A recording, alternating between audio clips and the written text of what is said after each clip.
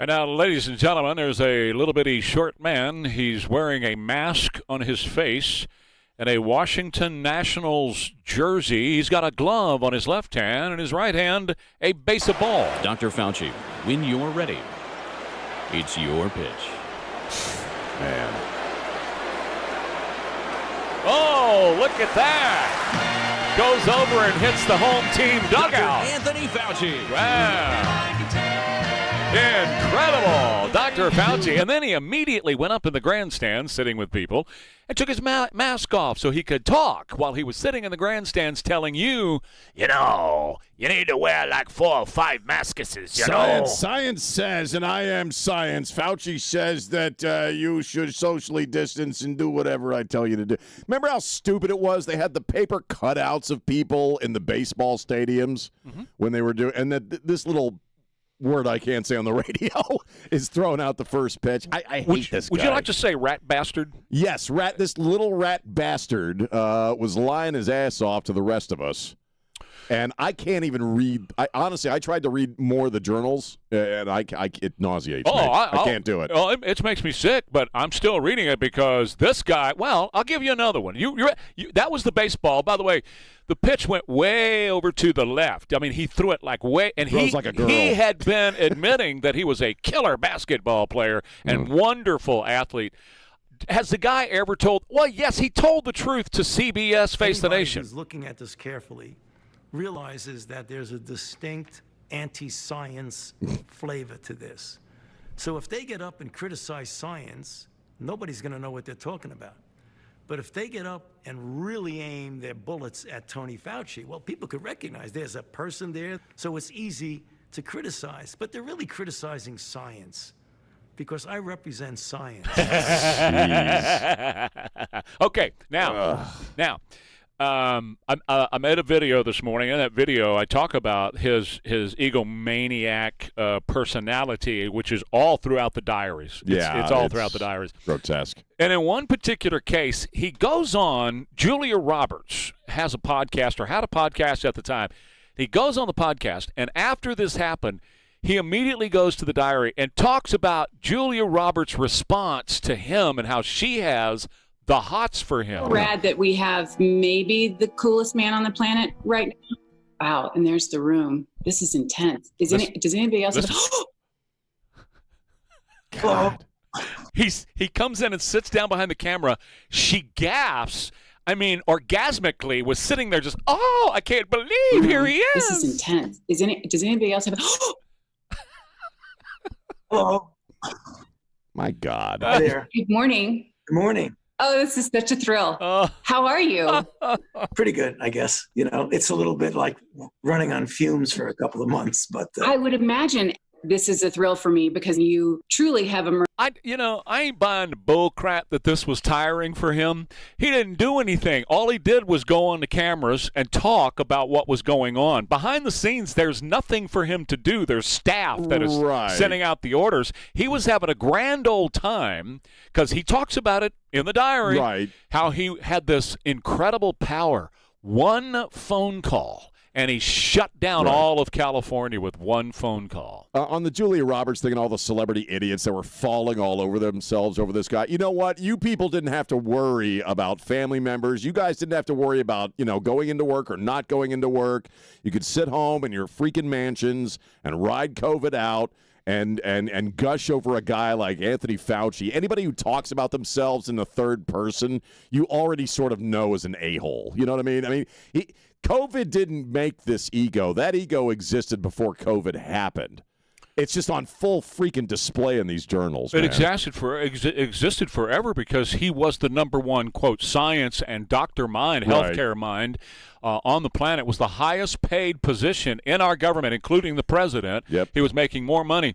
But I also have another thing to tell you about Dr. Fauci and money. I'll get to it in a minute. But, Christian, we were talking earlier about how CBS is ignoring this, but they're not the only ones ignoring this, okay? They refuse to talk about this. If you look around the entire spectrum of the alphabet medias, what you're finding is that they refuse to talk about it.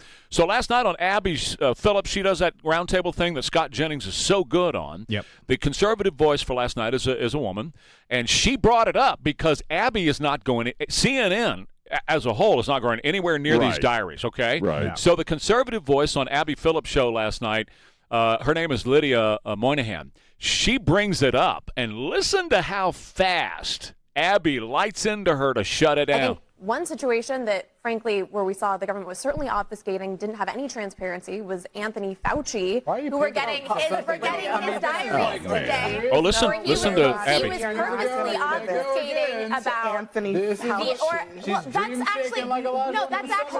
actually something where we know he was purposely obfuscating. Lydia. We're sitting here talking about Americans who were killed in theater, okay, as a result of a war. We are not going to pivot to Anthony Fauci's. We're not going to pivot to Anthony Fauci. They refuse to say anything about what's going on. But you know what? We're going to give it to you starting at 7:30 this morning. Now, again, these things are kind of fluid, so it may not be exactly 7:30.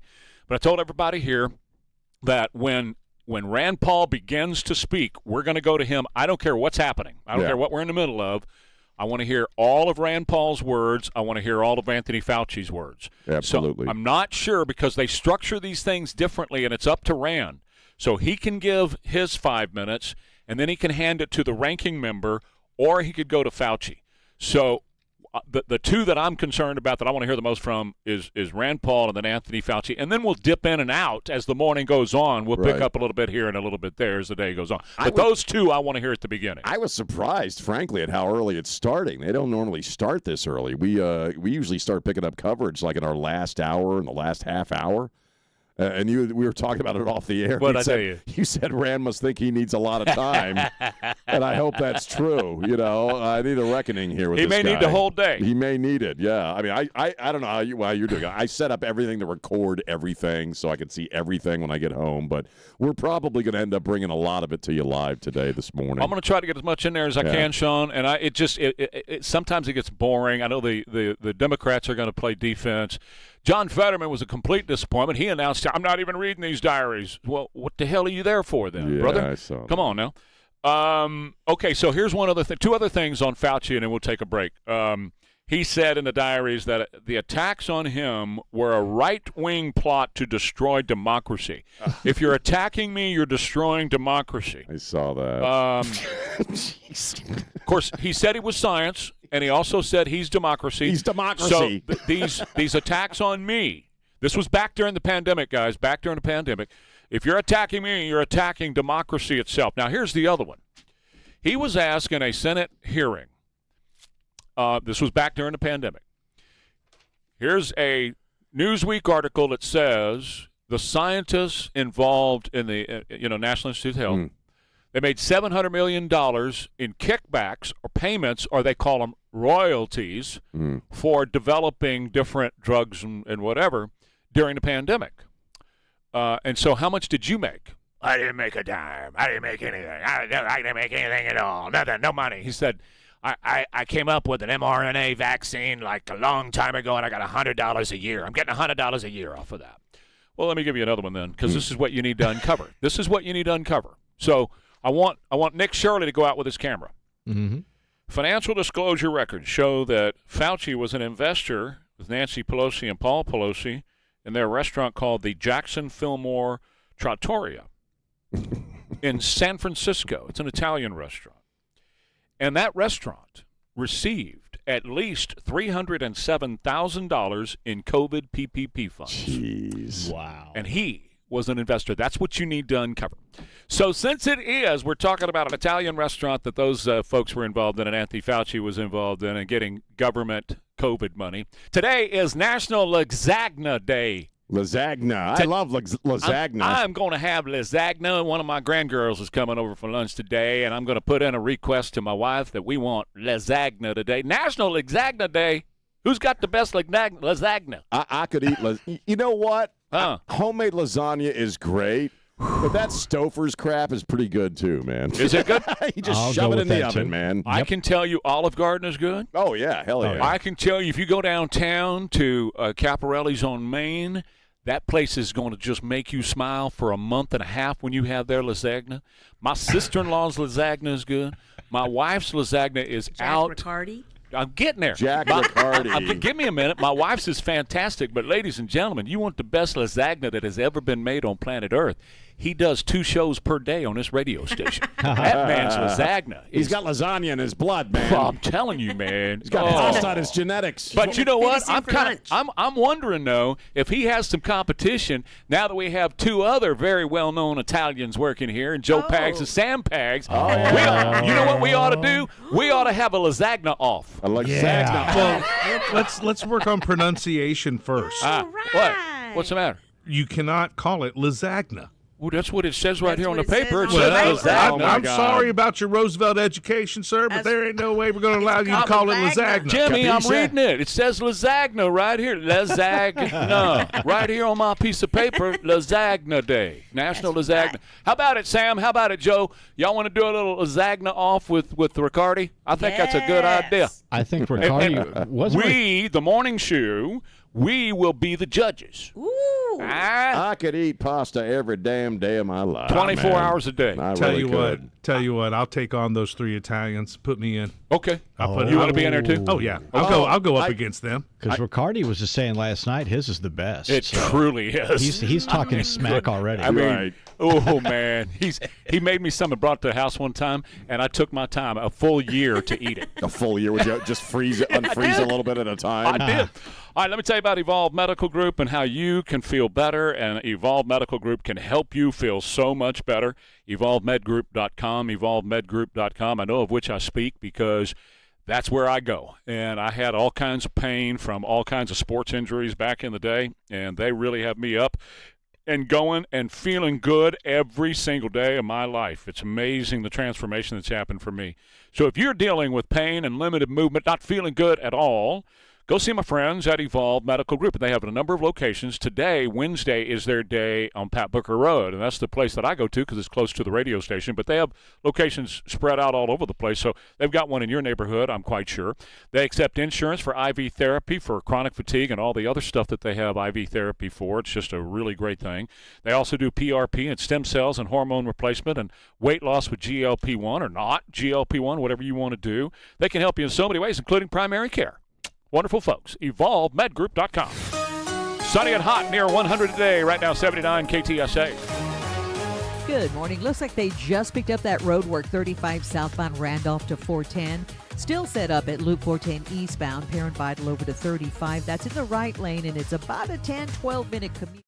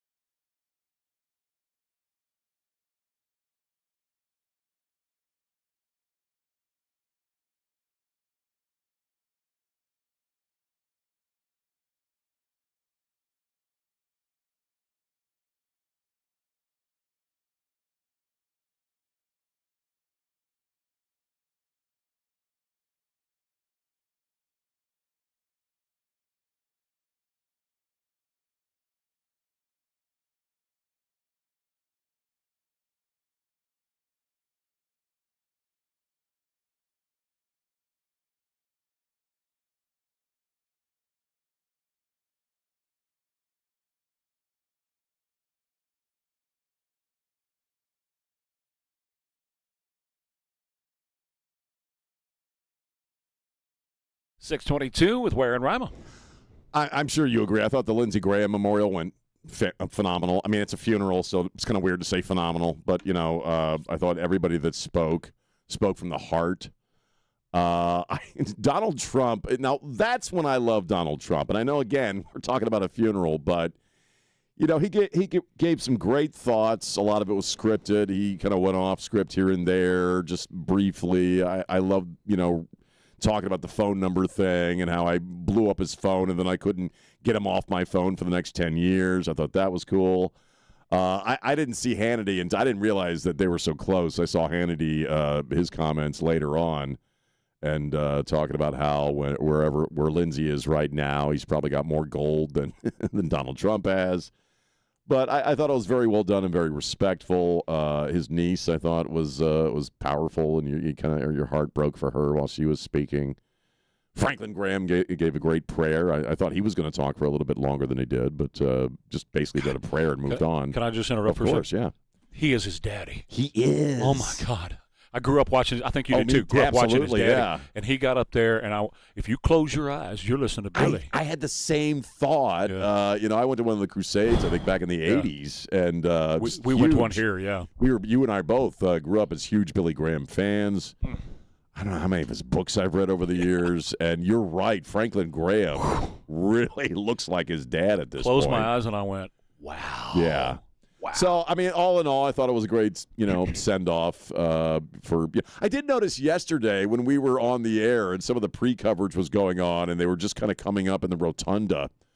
And to a person, they all came up and touched. This is a guy they worked with every day. They came up and touched the casket. Did you notice, except for Chuck Schumer? Yeah. Chuck Schumer didn't touch the casket. He didn't go near the casket. He just kind of nodded his head and walked off. That's Chucky. I thought that was interesting. That's him. I took notice of that. He's not a very nice man. No, apparently not. No, he's not. But Trump touched it several times. Yeah, yes, he did. He and JD lingered for quite a while with his hand on the casket. And the newest senator, his sister, said, you could read her lips, "I love you very much." Yeah. So I thought it went very well, and it was a great send-off for Lindsey.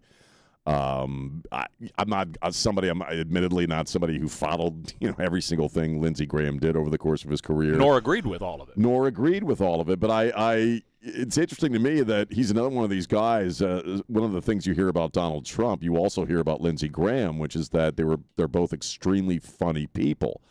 And I love the descriptions of their relationship, and that Trump apparently had a great deal of respect for Lindsey, because Lindsey, when Trump's doing, maybe it might have been JD talking about, Trump is the alpha male and kind of commands any room he's in, unless Lindsey shows up. And Trump had a respect for Lindsey because he would let him know exactly what he thought. In fact, Trump broke away from his comments and said, Lindsey was a tough cookie. He was a tough guy, man. Well, JD said he could go swashbuckling in any room and own the room. Yeah. That was an interesting reference. And Johnny Depp entered my head.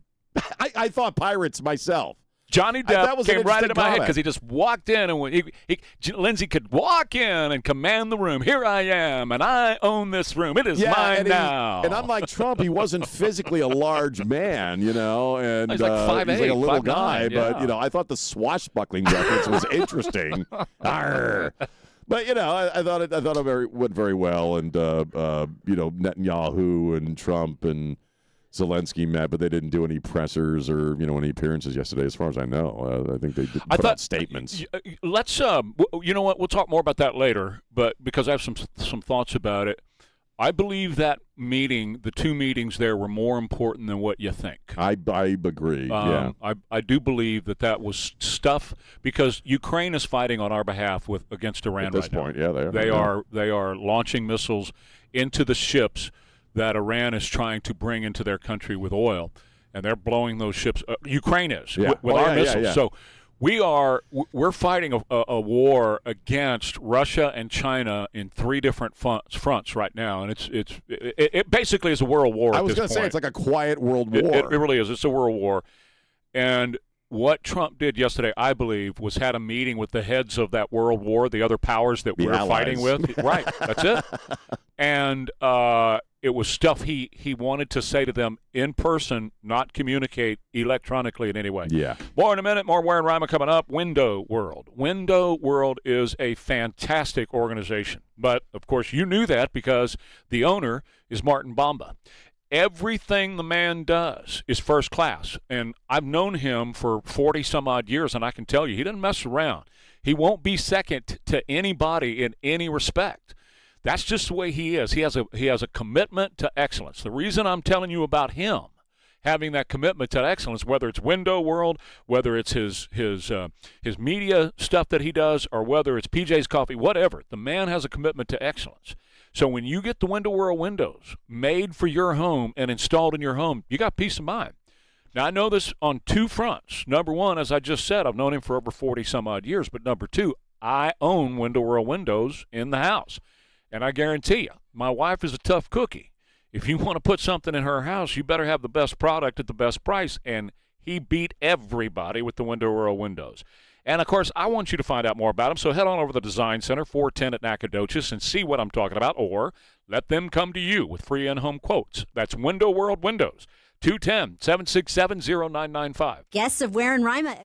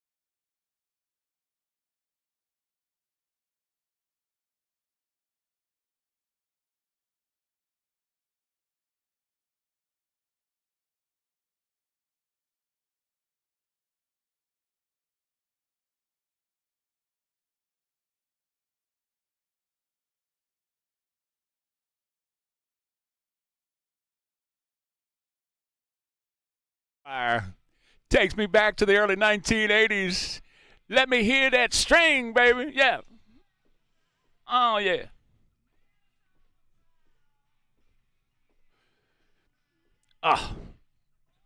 Love me some Billy Squire, man. Great way to start your day. It's 6:34. We're Ware and Rima, KTSA, and here is the great, fantastic, wonderful, very sexy, with a guy who got a big old mirror all the way down the side of his house. Anybody who's looking at this carefully realizes that there's a distinct anti-science flavor to this. So if they get up and criticize science, nobody's going to know what they're talking about.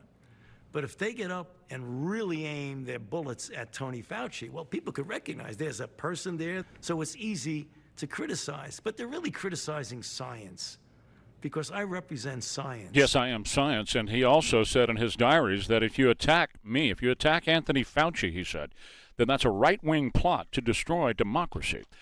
I brought up in the last half hour that new financial disclosure records are showing that he was an investor with Nancy and Paul Pelosi in a restaurant in San Francisco. And that San Francisco received at least $307,000 in COVID PPP funds, even though he testified, I haven't received any money at all. So the great John Hayward is joining us this morning. This should be fun this morning, right, John? It's going to be fun and frustrating because he's got his preemptive parts from Joe Biden tucked in his pocket. This guy is an absolute lunatic. It's horrifying that he was in charge of anything, never mind our response to this incredible disaster that ravaged the world, that ravaged our country, killed so many people, destroyed our economy. And this guy's an utter loon at the heart of it, narcissistic lunatic. And everything he did, it's increasingly clear from his diaries, from everything that's been exposed. His whole thing, everything he did was just intended to prevent everybody from knowing that he funded the research that created the virus. Well, everything he was doing was trying to obfuscate his connections to the Wuhan Institute of Virology and his role in unleashing this hideous plague upon mankind. He should be in jail for the rest of his life. It's not going to happen. Nothing's going to happen to him. He's got a part. He's going to testify. He'll probably take the fifth a bunch of times. Maybe he'll perjure himself again. It won't matter. But we need to know the story. Don't focus on what happens to him and think this is like a sports game we lose if he doesn't go to prison. Focus on what he did, who he was, and how our system collapsed under the stress of this virus and how we need to do better next time. You know, one of our other talk show hosts, he's a brilliant man. I call him the Professor, Jack Riccardi, comes on at 10 o'clock. He follows our show. And he said yesterday, we need the diaries from all these people because the Fauci diary, John, is just exposing how they all are. This is what they think. This is a joke that they're playing on us, that they come out and they tell us one thing, but behind the scenes, it's something completely different. You know what? I agree with Jack. Yeah, you know, they're making it up as they go. We now know that everything was nonsense. The masks were nonsense. Social distance was nonsense. It was all just silly crap they made up to make it look like they were professionals and experts. They were on top of everything. And then, you know, but that tape you just played, there they were telling us we are science itself. And if you dare to challenge us, I mean, what absolute rot. And it tells you don't trust anybody who talks like that. Verify, think, examine, question, challenge. Never just blindly trust people, especially when they're political animals. And that's what Anthony Fauci was. He wasn't a scientist. He wasn't a doctor. He's a political animal, and nobody ever should have trusted him. Just a couple of observations. First off, and I keep coming back to this, I mean, Tony's diary. The fact that he wrote all of this stuff down. 1,000 pages, you know, and John, I was telling Trey, I can't read it. I mean, I've read some of it, but it makes me want to barf. I just can't. It's chilling to look at a man's thoughts who is reveling in his celebrity and gushing over Julia Roberts and all this celebrity attention, and yet people are dying. It's a global pandemic. I mean, it's really chilling to, you know, apart from knowing the guy's a supreme a-hole, he's really a sociopath as well. And the inherent sociopathy of the media is so obvious in all of this. Look at his now revealed diary entries, his emails, his Slacks and everything. The media were just his poodles, and they would do anything to cover up for him and to hide him from his mistakes and shield him. And all critical faculties, all newsmaking, all journalism just fled that entire profession. When it came to Anthony Fauci, he snapped his fingers and they did as he said. One of the revelations we have now is back when you weren't allowed to go see your dying grandparents in the hospital, he's having dinner with with Jake Tapper. We were forbidden to do things like that. Yeah.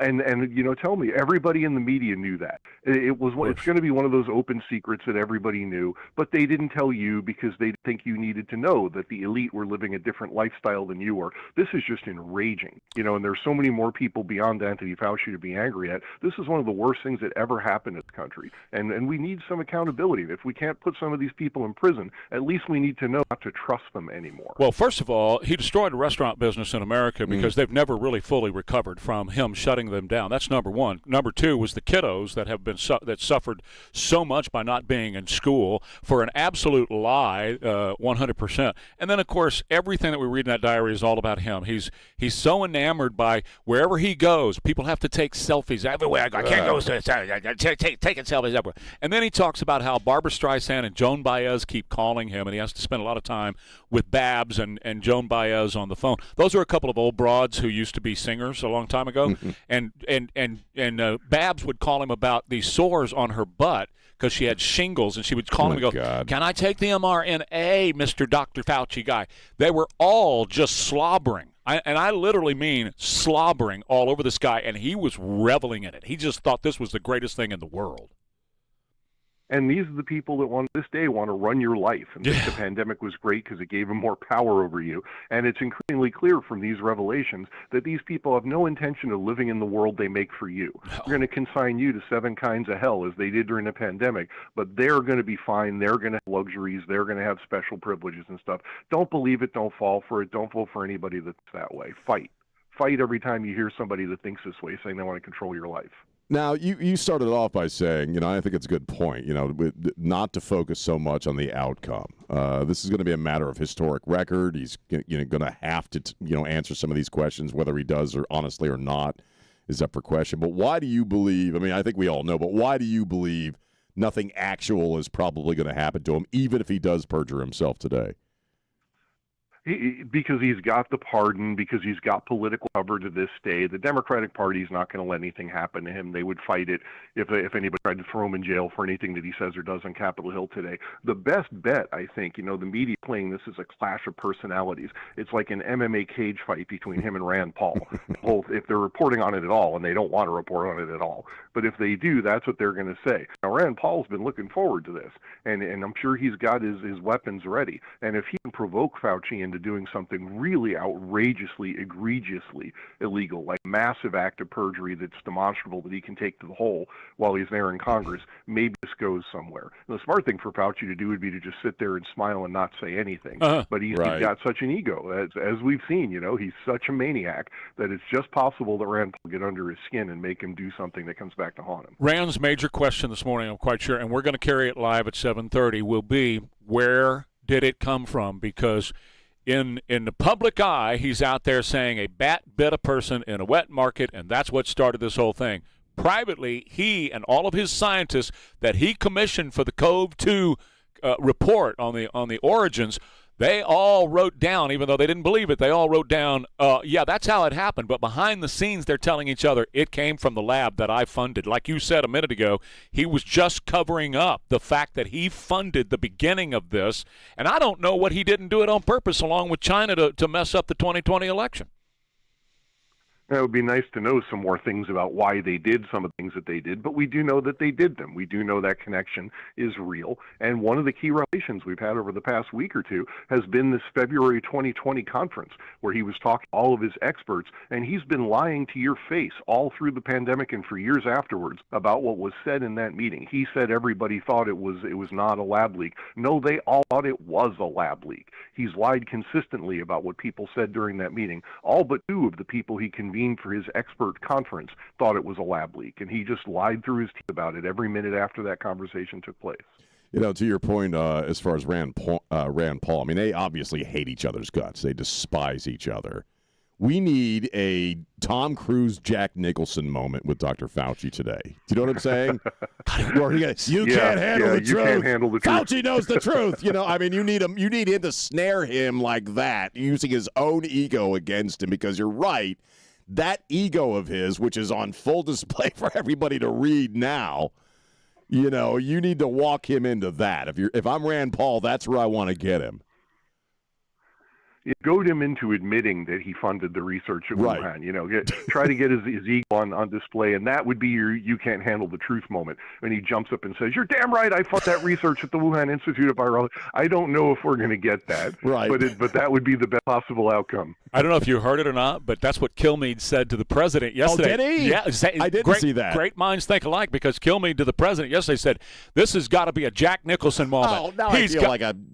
Oh, really? No, you didn't know that. I didn't know. I really didn't know. No. Now let me ask John one final question. We got to let John go. Sure. Yes. But let me ask him one final question. John, did you check your Mega Millions ticket?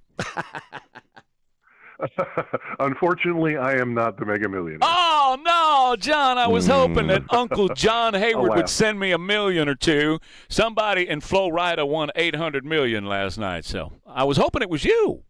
If I did win, I would not fund any dodgy bioresearch. I promise. Good for you. Nice. We appreciate you, and we'll talk to you later. Thanks, John. John Hayward, Breitbart.com. Amegy Bank is your small business bank. They're the best in the business for small business loans. I'm talking about SBA loans.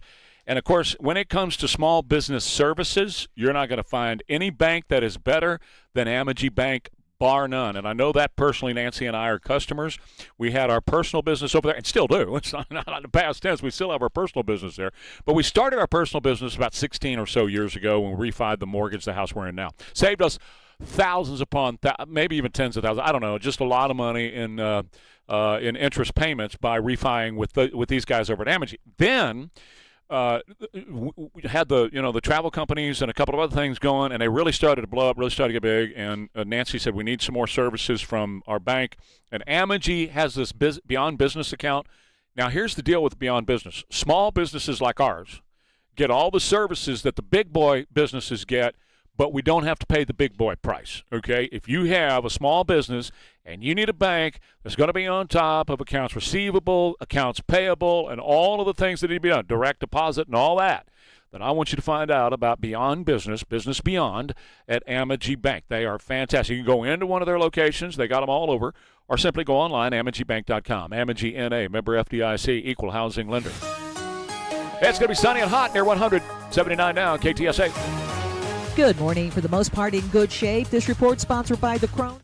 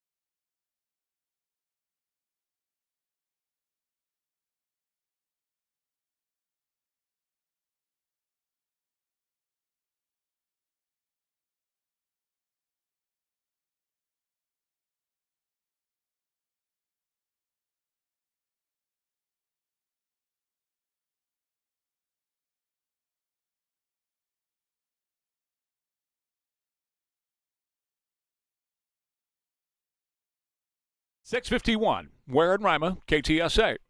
Florida was in the news a lot yesterday. We were talking about the Mega Millions winner. What take home? I think it's 400 if he gets lump sum. Lump sum was 800 million. 800 million, and then about half. And we don't know who it was yet.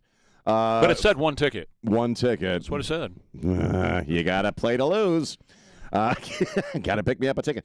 Also, Florida made the news because they had a double execution yesterday, a double header.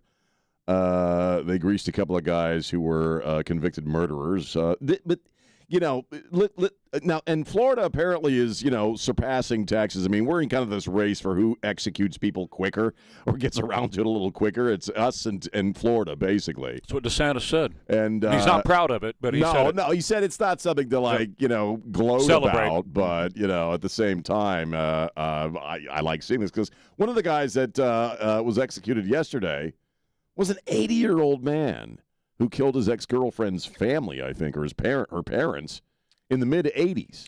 So this guy sat on death row for upwards of 40 years. One of them was in 1986. The other one was in 1987. Think about that. No excuse.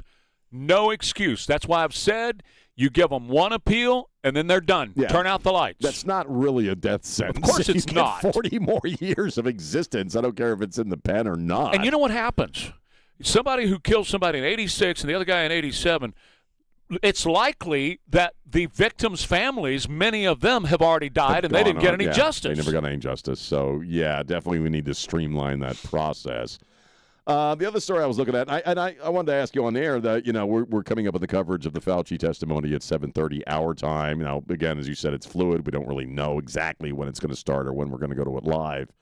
But at some point, we should probably talk about that period of time. I think it's good to, you and I were talking a little bit about it before we went on the air. Maybe not now or whenever you want to do it. We can right now.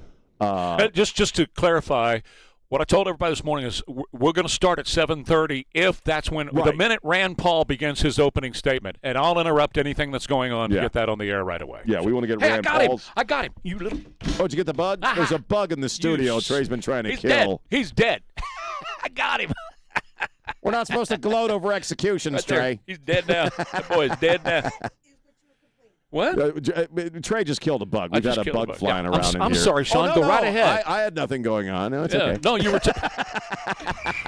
I've been chasing that sucker all morning long, and I got him, baby. What I was saying before, and maybe we'll do it, at the top after we come back, but I think going into this testimony, because one way or the other, it's a reckoning. Okay, whether Hayward's right and nothing really happens, which I think you and I are cynical enough to believe that probably nothing will happen. Correct. I'd love for something to happen, but I don't think anything will happen. He's in the special class. He's in the cool club, and he's protected, and so more than likely nothing's going to happen. Wink, but as wink, a matter nod. of record, though, we need this testimony. I think it's also valuable to kind of revisit that era. You'd mentioned the restaurant industry was destroyed. I mean, in this town, we talk about Nuremberg. I'd like to use another word all the time. And Nuremberg. I got a few other words. Mm-hmm. And basically, between he and the judge, single-handedly destroyed the many of these privately owned restaurants in this town that still don't exist. Well, then let's do it 7:05. Yeah, let's do that and just revisit that era. The only other thing I was going to mention, and I know this is probably triggering for some folks, but I was reading about how, and I'm not a big tech guy, and I know there's a lot of stuff I don't follow with big tech, but Elon is going to start basically a banking system on X. I was reading about, I guess they do this in China, they're called super apps, where you basically live your entire life on a social media platform, and this is something I guess he's wanted to do with X for a long time, where you would actually do your banking on X. What he calls it, the Everything app, and it's available. I'm a subscriber right now, right? And it's available to subscribers. You're going to play hell getting me away from Amegy Bank. Right. But I do believe in Elon. I do believe in his products. And, yes, he's starting a financial services through X. And his idea, and he's going to do it, every part of your life will run through X. And and that's everything. You can pay all of your bills through there. In fact, you already do this because you're with, I think, USAA, I think. Yeah, and so you already get your paycheck before the rest of us. Right. You've talked about that on the radio before. Yeah, so yeah. I'm not breaking any news No, here. they tend to deposit it a day before everybody else. He does 2 days. Two days before everybody else, if you work it through the X money. And remember, he's the guy that invented PayPal. That's right. And made a lot of money when he sold it. Isn't this kind of the wave of the future? Well, Yes. the very near future that we're going to be living our entire lives on a social media platform. Yes. That's really kind of where we're headed. Yes. And I'm not anti that, I think it's a natural progression. It's just going to happen. And it probably will make a lot of stuff in life a hell of a lot easier if you only go to one source. We'll see. But it's also a little scary. Well, What happens when it crashes? Well, yeah. But I would rather, if we're going to be forced into the cashless society, and we are, the Bible says you're going to be living in a cashless society. You're going to have a barcode on your arm or on your forehead. But anyway, I think that, I would rather be with a private guy like Elon than the government. Well, I don't want the government to be able to turn off my money like they do in China. In China right now, if you're not a good person, and that's subjective, it's according to their social score, then you go to the ATM and they don't give you any money. Sorry, you don't get money this week because you didn't have a good week. I'd rather bank with Elon if that's where we end up. Can I do something else here real quick? Sure. All this stuff about Mom Donnie and the 9/11 and everything that's coming up and how he hates Jews and everything. Right now, they blast the whole thing out there, the Muslim call to prayer 5 times a day and everything. I'd love to pull up a big truck with speakers in front of Gracie Mansion and blast this all day and all night, too, so that Mom Donnie could hear this. This is Boy George. About October 7th. Listen to this. I say genocide. I say war. When you're attacked, it's what the army's for. Does it get ugly? You bet it does. When I know you wanna kill every last one of us, every last one of us. One of us. You never mentioned October 7. Young girls raped against trees, murdered brutally for the crime of dancing. You condemn the Jews with selective memory. Musicians holding flags, mouthing like sheep. Propaganda fueled by the internet. It feels so weak, but trust me, we will dance again. We will dance again. We will dance again, and there will be no war. But if you're ever confused, I stand with the Jews. I don't feel brave, I just need to behave like a human. That's Boy George. We will dance again. Back in a minute, Ware and Rima, KTSA.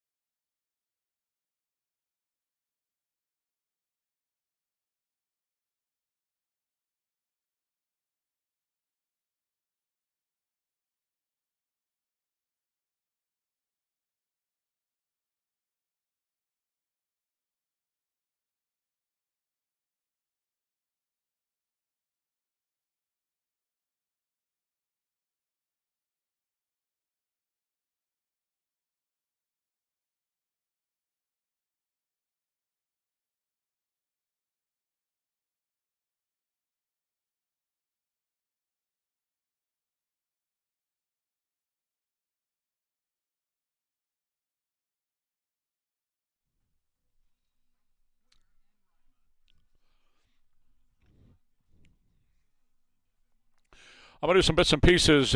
We expect the hearing to begin at 7:30 this morning, and we will go to it directly when Rand Paul begins to speak here on Ware and Rima, 7:30 this morning.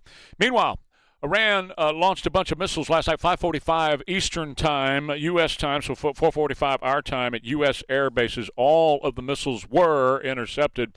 CENTCOM said that we teamed up with Saudi Arabia. I was talking about this a couple weeks ago, Sean, because Saudi Arabia is going to get their belly full of them locking down the El Madan Strait, which is the other strait that Saudi Arabia uses to get their stuff out of here, the oil out of there. So the Saudis joined us and went against the Iranian terrorists last night. So the Iranian strikes against us were unsuccessful. Our strikes teaming up with Saudi were successful. Iran is now saying, look, the deal is, the Iranian president, these strikes that the Americans have perpetrated, they call it that, yes, have been more damaging than we originally thought. We have serious infrastructure damage throughout the entire country of Iran, and particularly around the border. So when the president tells you we've been hitting them hard, we have been hitting them hard, and the Iranian president finally admitted that. President Trump said the meeting with Netanyahu yesterday went extremely well. And again, I think that that's a World War situation in that these guys were fighting China and Russia on several fronts now because Zelensky and Ukraine has joined the war against Iran in a kind of a under the radar kind of way. They're attacking the ships. On some ships, yeah. So it's still going on. It's the Allies in the Axis. It really kind of is. It seems like it's shaking out to be that. Yeah. Pretty much. Iran is still executing protesters. If you protest Iran, they are still taking you over and they're stringing you up on the gallows in downtown Tehran, and you're hanging by the end of a rope. Why the rest of the world doesn't jump in on this is clear, okay? We all know that. And particularly those people who yell about genocide. Oh, because I don't want to hear anything about Israel committing genocide in Gaza when Iran is hanging its own people. That in and of itself is genocide. I saw a really disturbing video, one of these videos you just kind of stumble along where it's a couple of people, it's a married couple actually being beaten until they pass out over some damn thing they did wrong or one of them did wrong. This is medieval stuff. This is pre-medieval stuff. This is barbarism. It's barbarism. It really 100%. Truly is. And we've said it for years. We've talked about the barbarism of these people and who they are. Yeah, and hearing people scream about the genocidal Jews, that's another one of those things that makes me want to barf when you really look at how people live and die in that country. Yeah. Okay, now there's some new polling out that says Republicans are doing better in the midterms. It's out by Reuters saying that Republicans lead up 4% on the economy, up 17% in crime, up 7% on immigration, and the House is now in toss-up category where it was into the Democrats, according to Reuters. Now it's in toss-up. But you can't have screw-ups like what we just had in Florida yesterday, guys. We cannot have any more of this. This is absolutely horrible. It is. My mind was blown when I was reading about what happened with the Republicans in Florida yesterday. District 47 in Florida. They've got a GOP incumbent. Her name is Paula Stark. And she was going to win again. She won by a little hair, but she was going to win this coming midterms. Her treasurer took the financial disclosure form downtown to turn it in by June 12th, which was the deadline. Her treasurer said the person that worked there handed it back to me, so I left with it. Oh, so okay. What happened was she ended up not turning it in by the deadline. She ended up suing, and the judge yesterday said, sorry, you're SOL.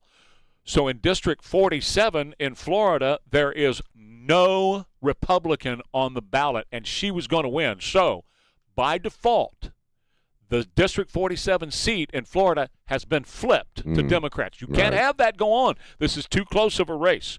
Another one involves our own James Tallarico here in the state of Texas. Go ahead. I was going to ask you about that because I keep seeing polling that says that he's, doing much better than Paxton in some of the polls. Is that true? Well, yes, but let's split hairs on that. Right. If you ask people in San Antonio and Bexar County, yeah. You ask people in Austin, Travis County, yeah. Right. Ask people in Harris County and Houston, yeah. Tarrant County and Dallas, yeah. He's doing really, really well.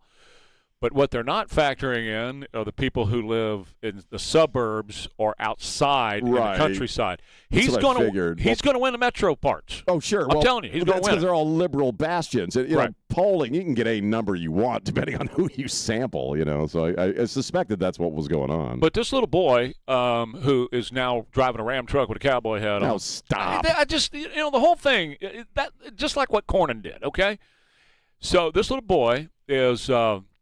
Apparently broke election laws in the state of Texas to run for his House seat. I'll explain in a second, okay? But you got all these liberal papers and everything in Texas that are trying to say that about Ken Paxton, and they have yet to bring this one up.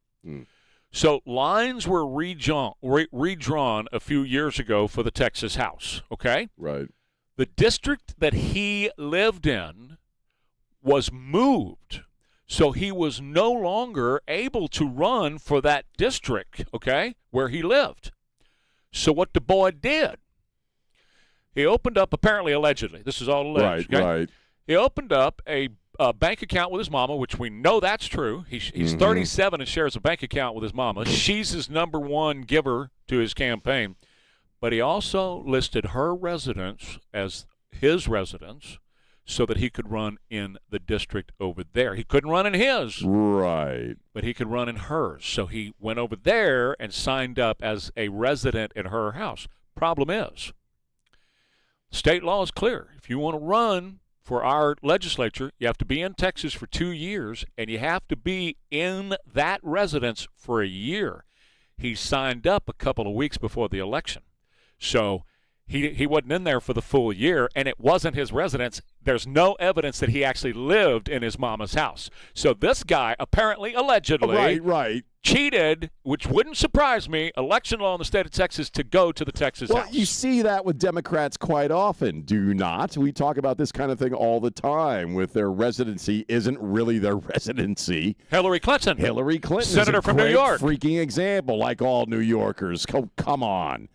So the sad thing about it, kind of like what we were talking with Hayward and Fauci, is anything going to happen as a result of this? Is there going to be a serious investigation?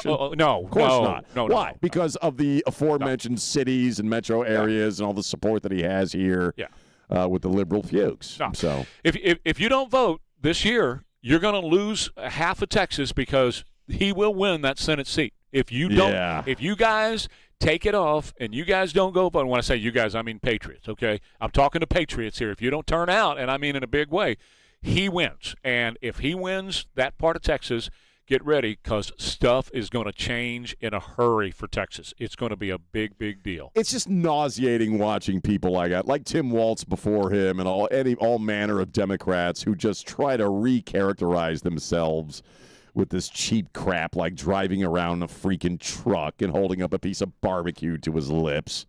Oh, and he looks like such a pansy. I don't usually use that word, but that guy is such a pansy, man. Oh, yeah.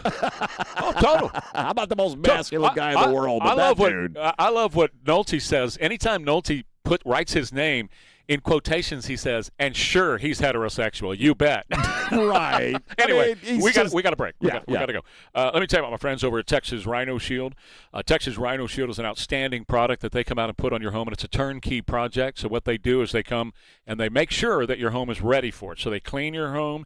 Any repairs that need to be made to your home, they make those repairs, and then they put the Rhino Shield on.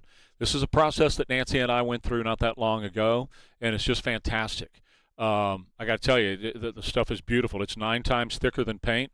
It comes in any color, and colors you didn't even know existed. I mean, it was so overwhelming looking at the color wheel. I had Anthony come back and work with us on the colors, so it's just great. Any color you want, Rhino Shield comes in it. When they put it on your home, you can forget about it because it's guaranteed for 25 years. You'll never have to paint again. That's the best part of that stuff.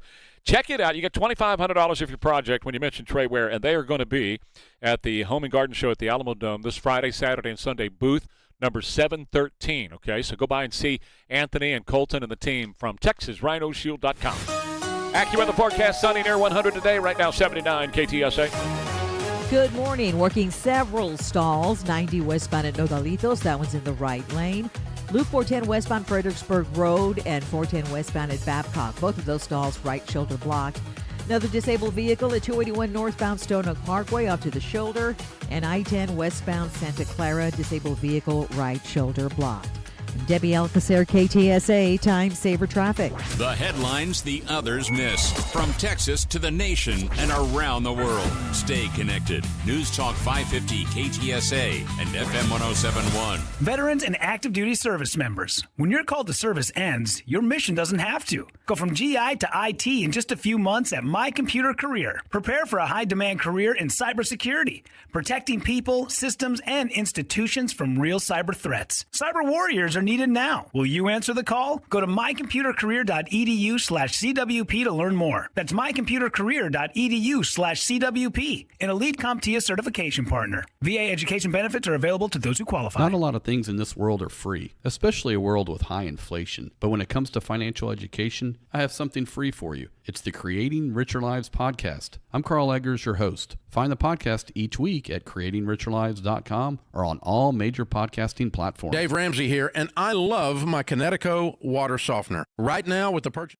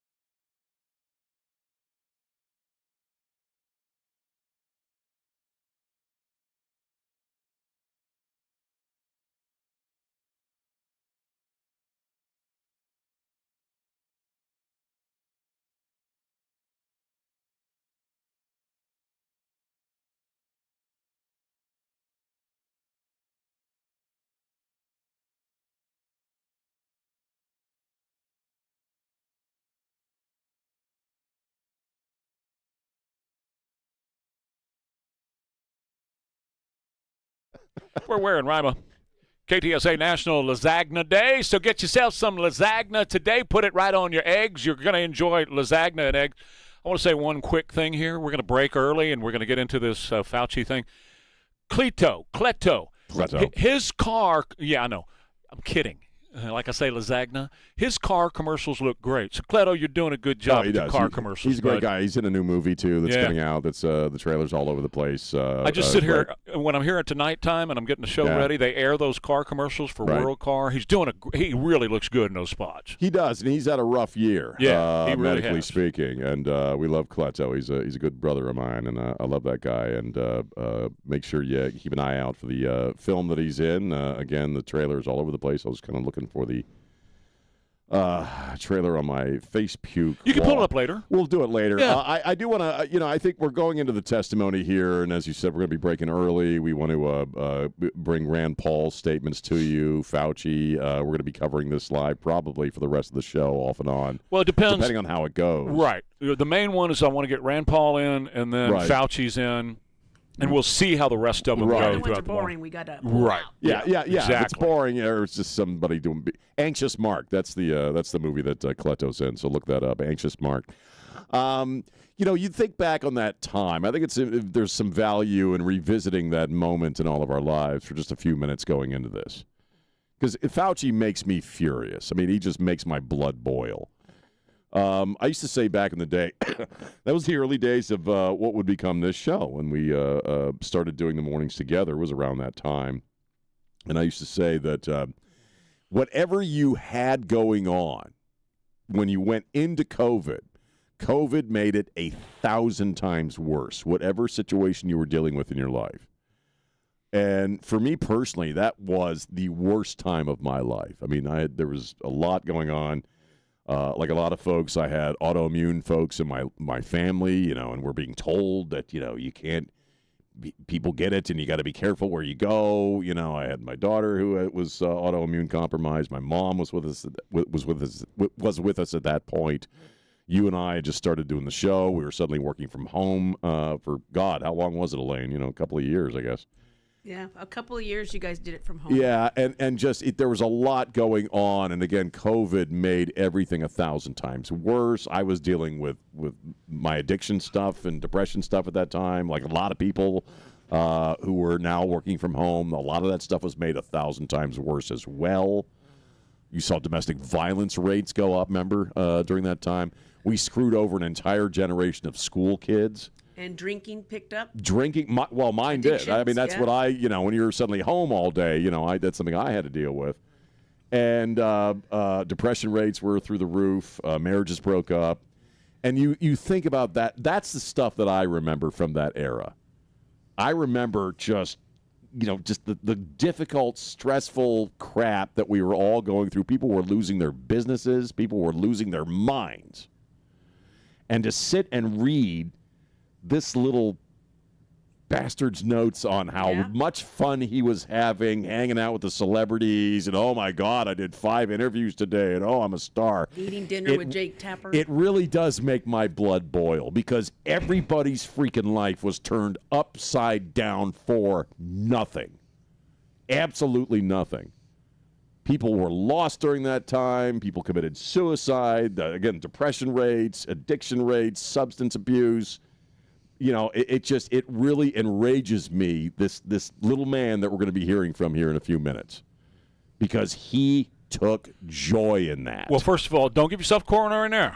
We're past it. I know. Don't do it now, man. He's a rat bastard, and he knew what he was doing, and he's a control freak. He has a God complex, but we knew that about him, and that's what you and I talked about almost every day. Yes, we did. But you know what? He wasn't the only one. As I brought up with Jack yesterday, you had a bunch of them across the country like Ron Nirenberg. He relished that 613 show with Nelson Wolf every night, telling you, hey, if you don't wear your mask, you're going to be murdering people. Wear your mask. While he goes and stands in a BLM thing with them breathing all over him, spitting all over him, and he's just sucking it all in. They knew. He knew it wasn't true. And Nelson They all knew. They all knew what they were doing to us, to our children, but really to our old folks. And I tell you, one of the ones that gets me so much was, and I know I'm repeating myself, but guys, we got new listeners all the time. The man who used to sit in that chair, who I loved like a brother, Brent Bowler, died during that time frame, and we couldn't even have his funeral. It took a year to have that man's funeral because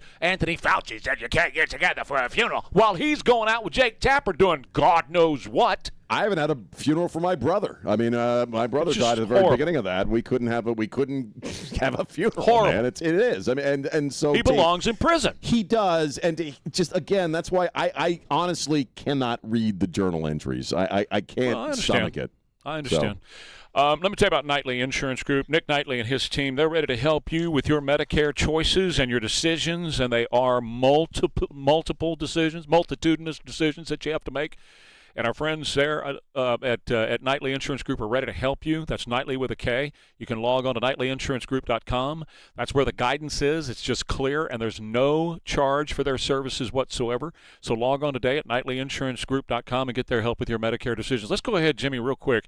Pot up Rand for just a second. This is not the hearing, but this is just him giving a presser. A lot of people think this began with COVID. It began. We should allow experiments to gain function to the avian flu. People talk about the avian flu. 10 years ago, they made it more transmissible through the air to mammals through an NIH-approved funding that Dr. Fauci supported.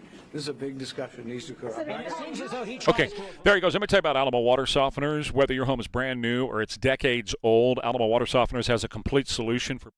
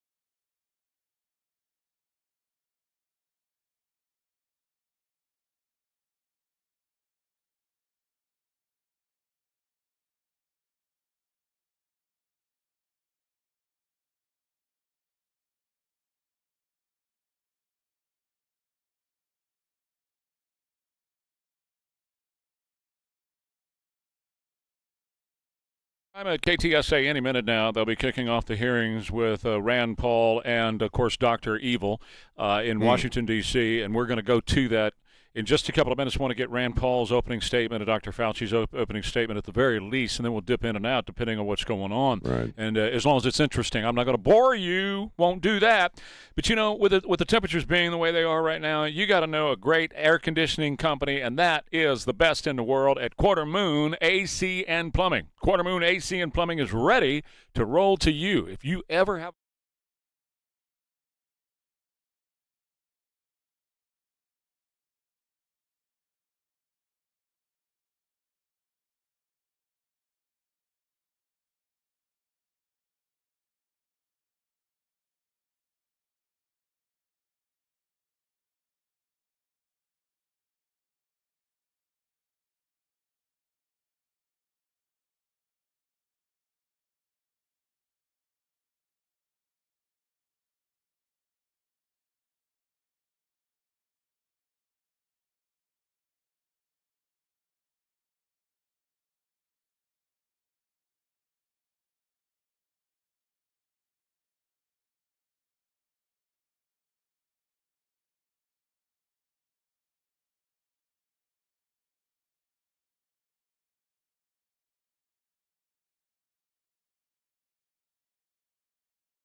KTSA breaking news. 2020, you wrote that the task force recommendations were driven by me, yourself, Deb, and CDC. The next day, you wrote that you had convinced Mayor Bill de Blasio to close the New York City schools, so you were involved. That same night, Governor Gavin Newsom's chief of staff told you that the governor had decided to close California schools, bars, and restaurants after watching you on television. Presidents, governors, mayors, school boards, corporations, and Congress all bear responsibility for the decisions they made. The COVID lockdown, however, could never have been inflicted without you aiding and abetting the crime. Children lost years of education. Small businesses built over a lifetime disappeared. Patients delayed cancer screenings and other medical care. Families were separated from dying relatives. Workers were ordered to accept a medical procedure or lose their jobs. Worship assembly, employment, education, and travel were restricted in the name of science. While you did not impose every restriction, you used your public authority to justify them. While you concluded publicly that COVID occurred naturally, your private record tells a different story. In early 2020, your hand-picked virologist warned that the virus appeared to have been manipulated in the lab. In a conference call concerning the origin of the virus, all but two of the participants believed deliberate insertion was possible. Your concern was not merely theoretical. That same week, you led an urgent effort to determine whether your own agency had funded the research related to these experiments that were now under suspicion. Hours later, your assistant reported that the Wuhan experiments had indeed been reviewed and approved by the NIH. Those were not the actions of officials who believed that a research-related origin was an absurd conspiracy theory. They were the actions of officials urgently trying to determine whether their agency funding was connected to the research under discussion, connected to the pandemic. You could not hide that your agency had funded the Wuhan research or your long history of defending gain-of-function research. The only alternative left was to argue that COVID-19 did not originate in the Wuhan lab. You were not a detached observer. You had an institutional interest in the public believing that federally funded research had nothing to do with the pandemic. It was a conflict of interest from the very beginning. The authors of the proximal origin of SARS-CoV-2 privately had serious doubts about a natural origin. Within days, though, they flipped, and they all wrote in proximal origin that the virus was almost certainly not a laboratory construct. That paper was then used by the government and the media and you to discredit Americans who were asking the same questions that you and the authors were asking yourselves privately. You even cited proximal origin from the White House podium. You held it out as evidence that the virus could not have been engineered, but you didn't disclose your role in the discussions that preceded the writing of the paper. You did not disclose the author's original concerns. You did not reveal that you had been part of the paper that you had read and offered editorial comments on the paper before it was published, before you began using it as evidence that it couldn't have originated in the lab. You did not disclose that you had immediately investigated yourself whether NIAID funding might be connected to the research. You did not tell the American people the full story. Duly released private messages indicate that the doubts with the authors and others didn't disappear after the publication. So while this was being waived at the White House to show that it couldn't come from the lab, the authors were still privately continuing to assign a meaningful probability to a laboratory origin, one thing in public and another in private. Some of the same scientists discussed avoiding email and carefully managing communications that might eventually be obtained under the Freedom of Information Act. The pattern is straightforward.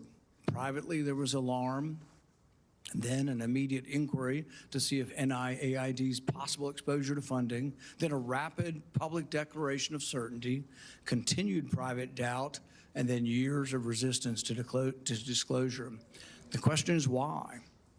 The only logical answer is that your primary concern was avoiding culpability. Your primary concern was hiding the fact that you had approved the funding for this dangerous research. Your support of gain-of-function research is extensive and long-standing. In 2011, your agency funded Ron Fauci's laboratory when it mutated the avian flu until it could spread through the air between mammals. This was the tipping point. This is when others became worried. You funded this. You advocated for this. The federal government's own biosecurity board, though, recommended withholding the details of these experiments because of the danger the research posed. People were concerned that publishing it was publishing a roadmap to creating bioweapons around the world. But you sided with the gain-of-function scientist Fauci and argued that the benefits of publishing the research far outweighed the risks. You defended this avian flu transmissibility experiments as critical research. You wrote that even if a scientist became infected and triggered a pandemic, the benefits of the gain-of-function experiments outweighed the risk. In 2014, your agency, NIAID, began funding the Wuhan bat coronavirus work. In 2015, Ralph Barrick and the Chinese scientist Shi Zhengli published NIAID-supported research combining a bat coronavirus spike protein with a SARS backbone. The resulting virus could infect human airway cells. It's a novel virus that now can infect human cells. It gained transmissibility, it gained function.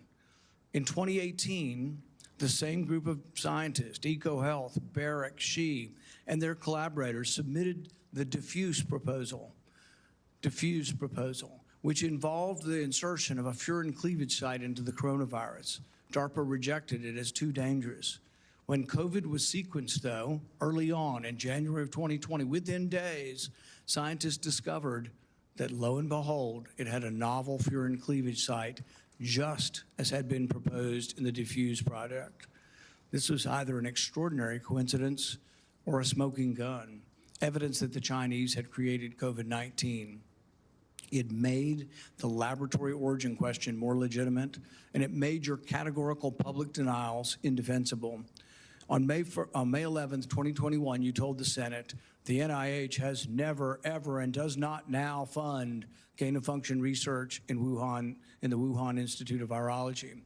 When I gave you the opportunity to correct the record, to reconsider the statement, you responded that you had never before lied to Congress. We were then told that only the government's narrowest regulation of definition counted here, that you could define gain of function in one way in which this wasn't gain of function, in which all of the common sense of the world would be thrown out, all of the idea that the mice were dying and the virus was more transmissible didn't matter because you had a technical definition that allowed you to fund it. But the real question is, was it dangerous? Was it a wise decision to fund this? And you haven't deviated from that. You've never admitted that it could have been a mistake funding this research in China. The American people weren't asking for a semantics debate over what is gain of function. They were asking, does common sense say this research was dangerous in Wuhan? They wanted to know whether their money funded experiments in Wuhan that made bat coronaviruses better able to infect humans. The answer is yes. They wanted to know whether NIAID adequately supervised their work. The answer is no.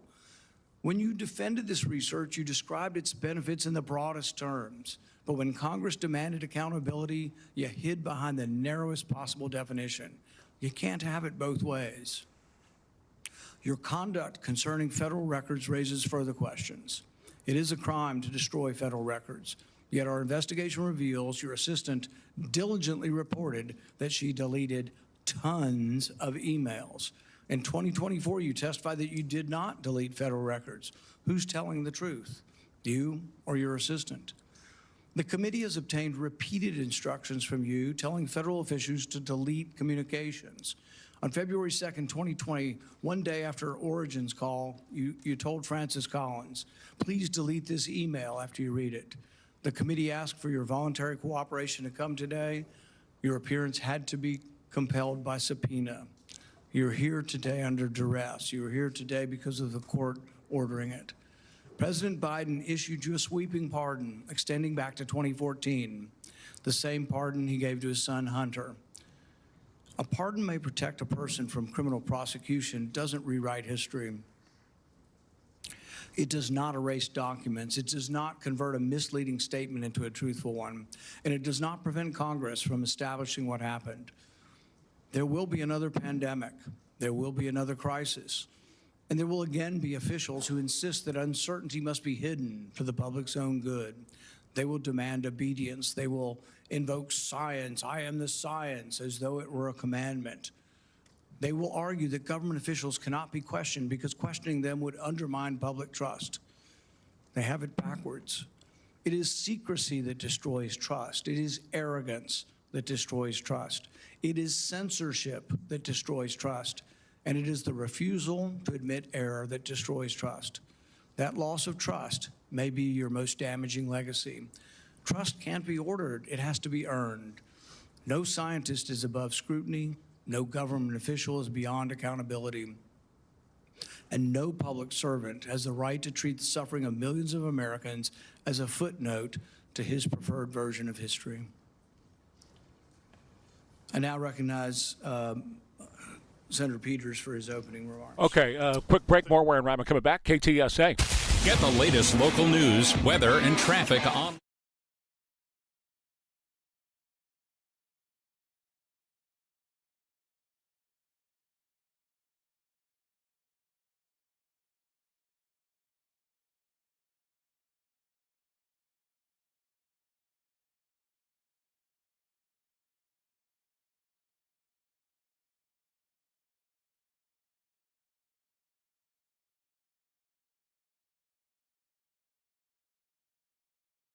In Rand Paul's opening statement there, and we're going to rejoin when they go to Anthony Fauci for his opening statement.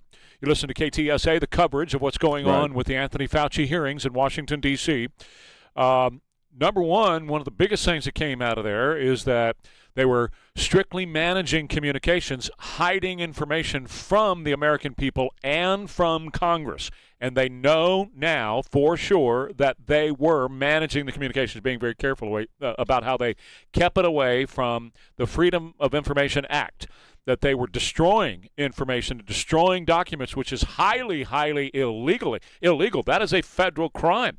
But remember, he's covered by a blanket immunity, which means if they were, and he directed the destruction of those, then he's covered by a blanket immunity no matter what it was he did in relation to COVID or anything else during that 10-year period. Well, but Rand Paul also kind of clarified that, this will happen again. And I think the implication is that we need to understand what happened with COVID so the next time this comes around, we're just not going to blindly trust guys like Fauci. Well, he did say, you're right, that transparency, right, that is what allows us to have trust in these organizations and to ask questions. If you remember, we all remember this.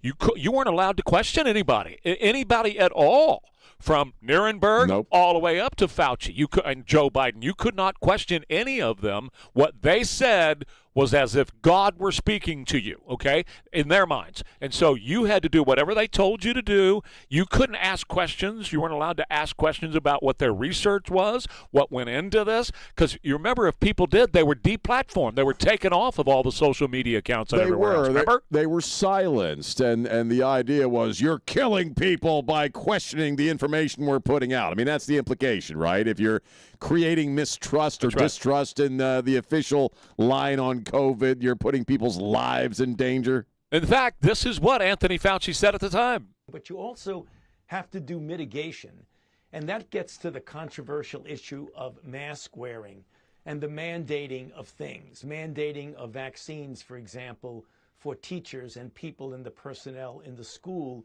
but also in situations as uncomfortable as we know and controversial as we know it is with regard to mask wearing, particularly in the situation in schools.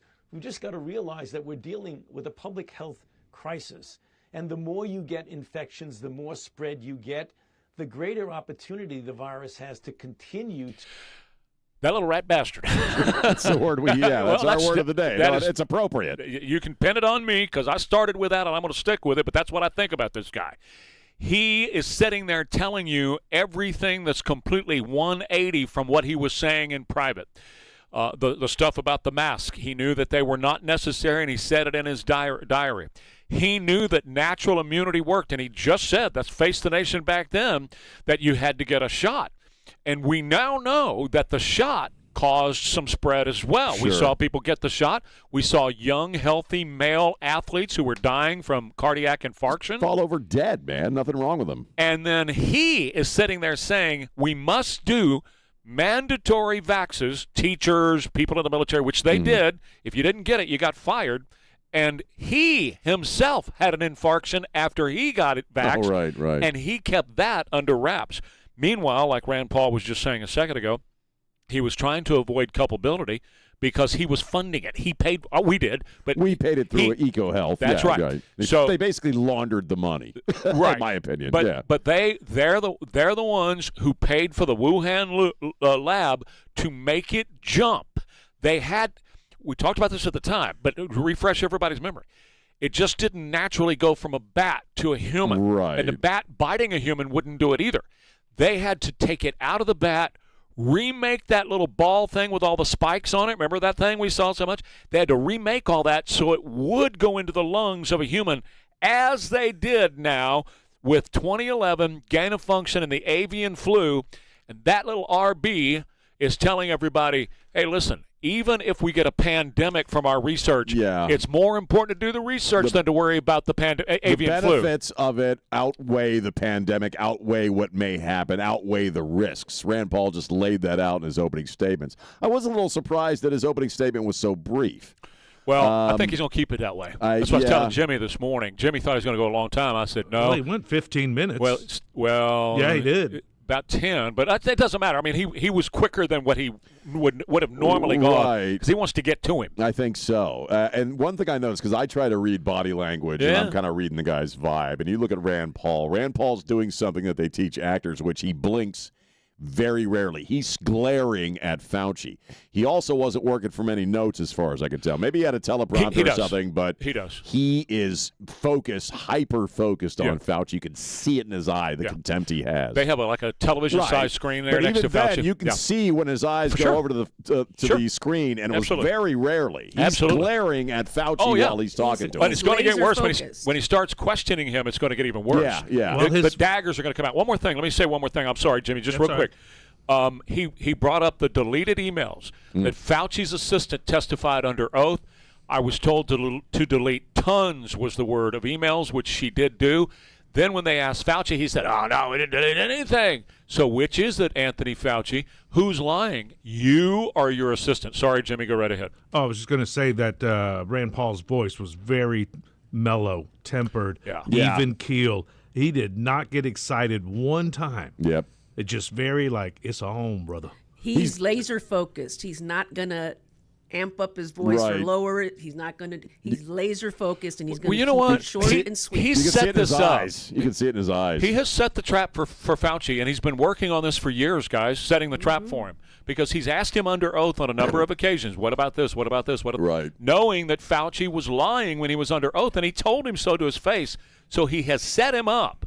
As I've been saying this week, if Fauci says it came from a bat biting a human, we know that's a lie. And he's purging himself outside of his protection. You and I used to say that when the previous hearings were happening, and we were covering them or talking about them on this show.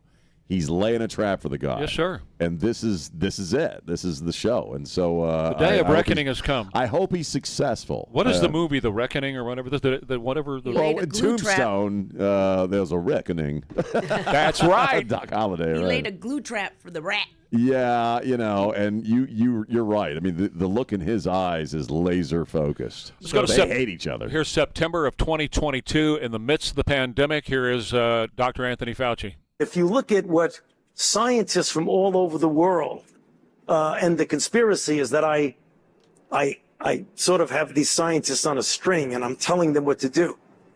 Did you ever try and figure out what a German or a Swedish scientist would tell me if I told them what to do? I don't think it's for public consumption what they would tell me to go. They don't. But folks, I'm going to continue with this. Let's go back to Rand Paul. Here he's speaking again. A website, and we put all of the information on the website. It continues to operate. The reason it hasn't been accessed is no Democrat ever signed up for it. Not one Democrat. We told them the access. They never asked for the access code. They haven't been on the website because they have not cared about the investigation. It's a practice of this committee to swear in the witness. Dr. Fauci, please stand and raise your right hand. Do you swear that the testimony you will give before this committee will be the truth, the whole truth, and nothing but the truth? So help you God.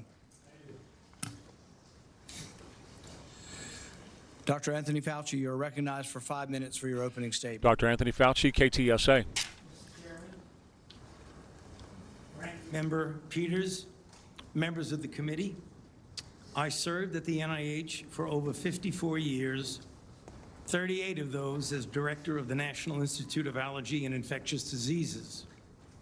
Over that period, I proved that I believe in and respect the value of legitimate congressional oversight. In fact, I testified before and/or briefed Senate and House Senate and House committees well over 200 times over those 38 years. During and after the COVID pandemic, I have appeared multiple times for hearings in the Senate and the House, usually under oath, and sat for several days-long transcribed sworn interviews, answering questions about the very issues that are now the subject of this hearing. However, given Senator Paul's obvious obsession with calling for my prosecution, his repeated slanderous comments about me, and recently his publicly releasing my unredacted personal diary aimed at embarrassing and intimidating me, the only conclusion I can reach is that the sole reason he is calling me before this committee is to get me to say something, anything, that could vindicate his repeated public pledges that I end up, in his words, quote, behind bars, unquote. Any reasonable person who has followed his unhinged obsession with me would readily come to the same conclusion. Therefore, although it pains me to do so, because of the respect I have for the legislative branch of government and my decades-long record of cooperating with Congress, under the advice of my attorneys, I will invoke my right under the Fifth Amendment of the Constitution to refrain from answering your questions. Thank you. We will now begin a round of questioning. Dr. Fauci, your testimony today is compelled by a lawful subpoena. As you know, it's a crime under 18 U.S.C. Section 1001 to knowingly make a material false statement to Congress, with a penalty up to 5 years of imprisonment. Understanding that you are under oath, the American people would like to understand your reasoning, your rationale for why you chose to fund the research in Wuhan. There have been, intelligence agencies, the CIA, the FBI, the DOE, have all come to the conclusion that more likely than not, the virus came from the lab in Wuhan. And so we'd like to know what was the rationale, what was the discussion, how, what went behind the decision to fund the research in Wuhan. How did you come to the conclusion that a totalitarian country would be capable of doing this in a BSL-2 lab, a lab that lacked the security? What was the reasoning, and are you sorry, basically, for making the decision? Would you, given another chance, say, well, gosh, circumstances now, as I know it, maybe it wasn't a wise thing. Can you explain to the committee why you chose to fund this dangerous research in China? On the advice of counsel, I respectfully decline to answer based upon my rights under the Fifth Amendment of the Constitution. In the red folder on your table is a copy of Section 192 of Title II of the U.S. Code. Your counsel has been provided a copy as well. That section makes it a crime for a witness appearing under subpoena to refuse to answer any questions pertinent to the question under inquiry. Do you have that in front of you? On the advice of counsel, I respectfully decline to answer based upon my rights under the Fifth Amendment of the Constitution. Let the record record that the witness has refused to answer whether there's a folder in front of him based on his Fifth Amendment right. It is true that you're appearing under direction of our subpoena to provide testimony on matters under consideration by the committee, including the origins of COVID-19, risky life sciences research, and your tenure as a federal government employee. Additionally, you've been provided a full and unconditional pardon dated January 19th, 2025, for any offenses against the United States which may have been committed or taken part from January 1st, 2014 through the date of the pardon for a 10-year period. KTSA, San Antonio. Arising from or in any manner related to your service as Director of the National Institute for Allergy and Infectious Diseases, as a member of the White House Coronavirus Task Force, or the White House COVID-19 Response Team, or as Chief Medical Advisor to the President. Have you refused this pardon, or do you have any reason to believe this full and unconditional pardon, this grant of immunity, would somehow require you to plead the Fifth Amendment? On the advice of counsel, I respectfully decline to answer based upon my rights under the Fifth Amendment of the Constitution. Based on the facts presented, I'm going to direct you to answer the questions. The committee has issued a valid subpoena. They have requested your presence here. The questions are very pertinent to your decision-making as head of NIAID, as well as a chief advisor to the president. Do you still refuse to answer the questions? On the advice of counsel, I respectfully decline to answer based upon my rights under the Fifth Amendment of the Constitution. Let's do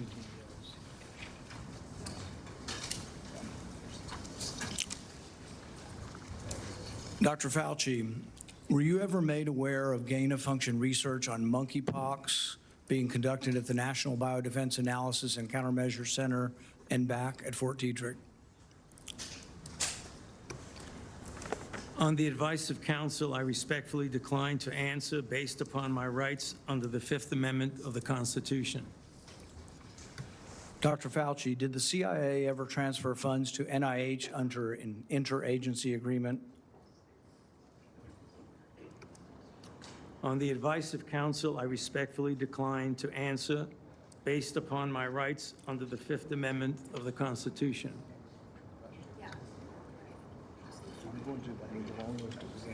Questions. Dr. Fauci, did the NIH ever conduct research for or in coordination with any element of the intelligence community, CIA, ODNI? On the advice of counsel, I respectfully decline to answer based upon my rights under the Fifth Amendment to the Constitution. The reason why these questions are important is, President Trump has done a ban, and we're glad that he did a ban on gain-of-function research. So we're better off than we were when we had an advocate serving as head of NIAID, an advocate for gain-of-function research. There is still, though, a question, though, whether or not the intelligence community is adhering to that order. There's a question of whether or not gain-of-function research is still ongoing. And these are important questions the American people deserve to know. Dr. Fauci, have you been read into any classified Department of Homeland Security program, any prospective special access program concerning gain-of-function research? On the advice of counsel, I respectfully decline to answer based upon my rights under the Fifth Amendment of the Constitution.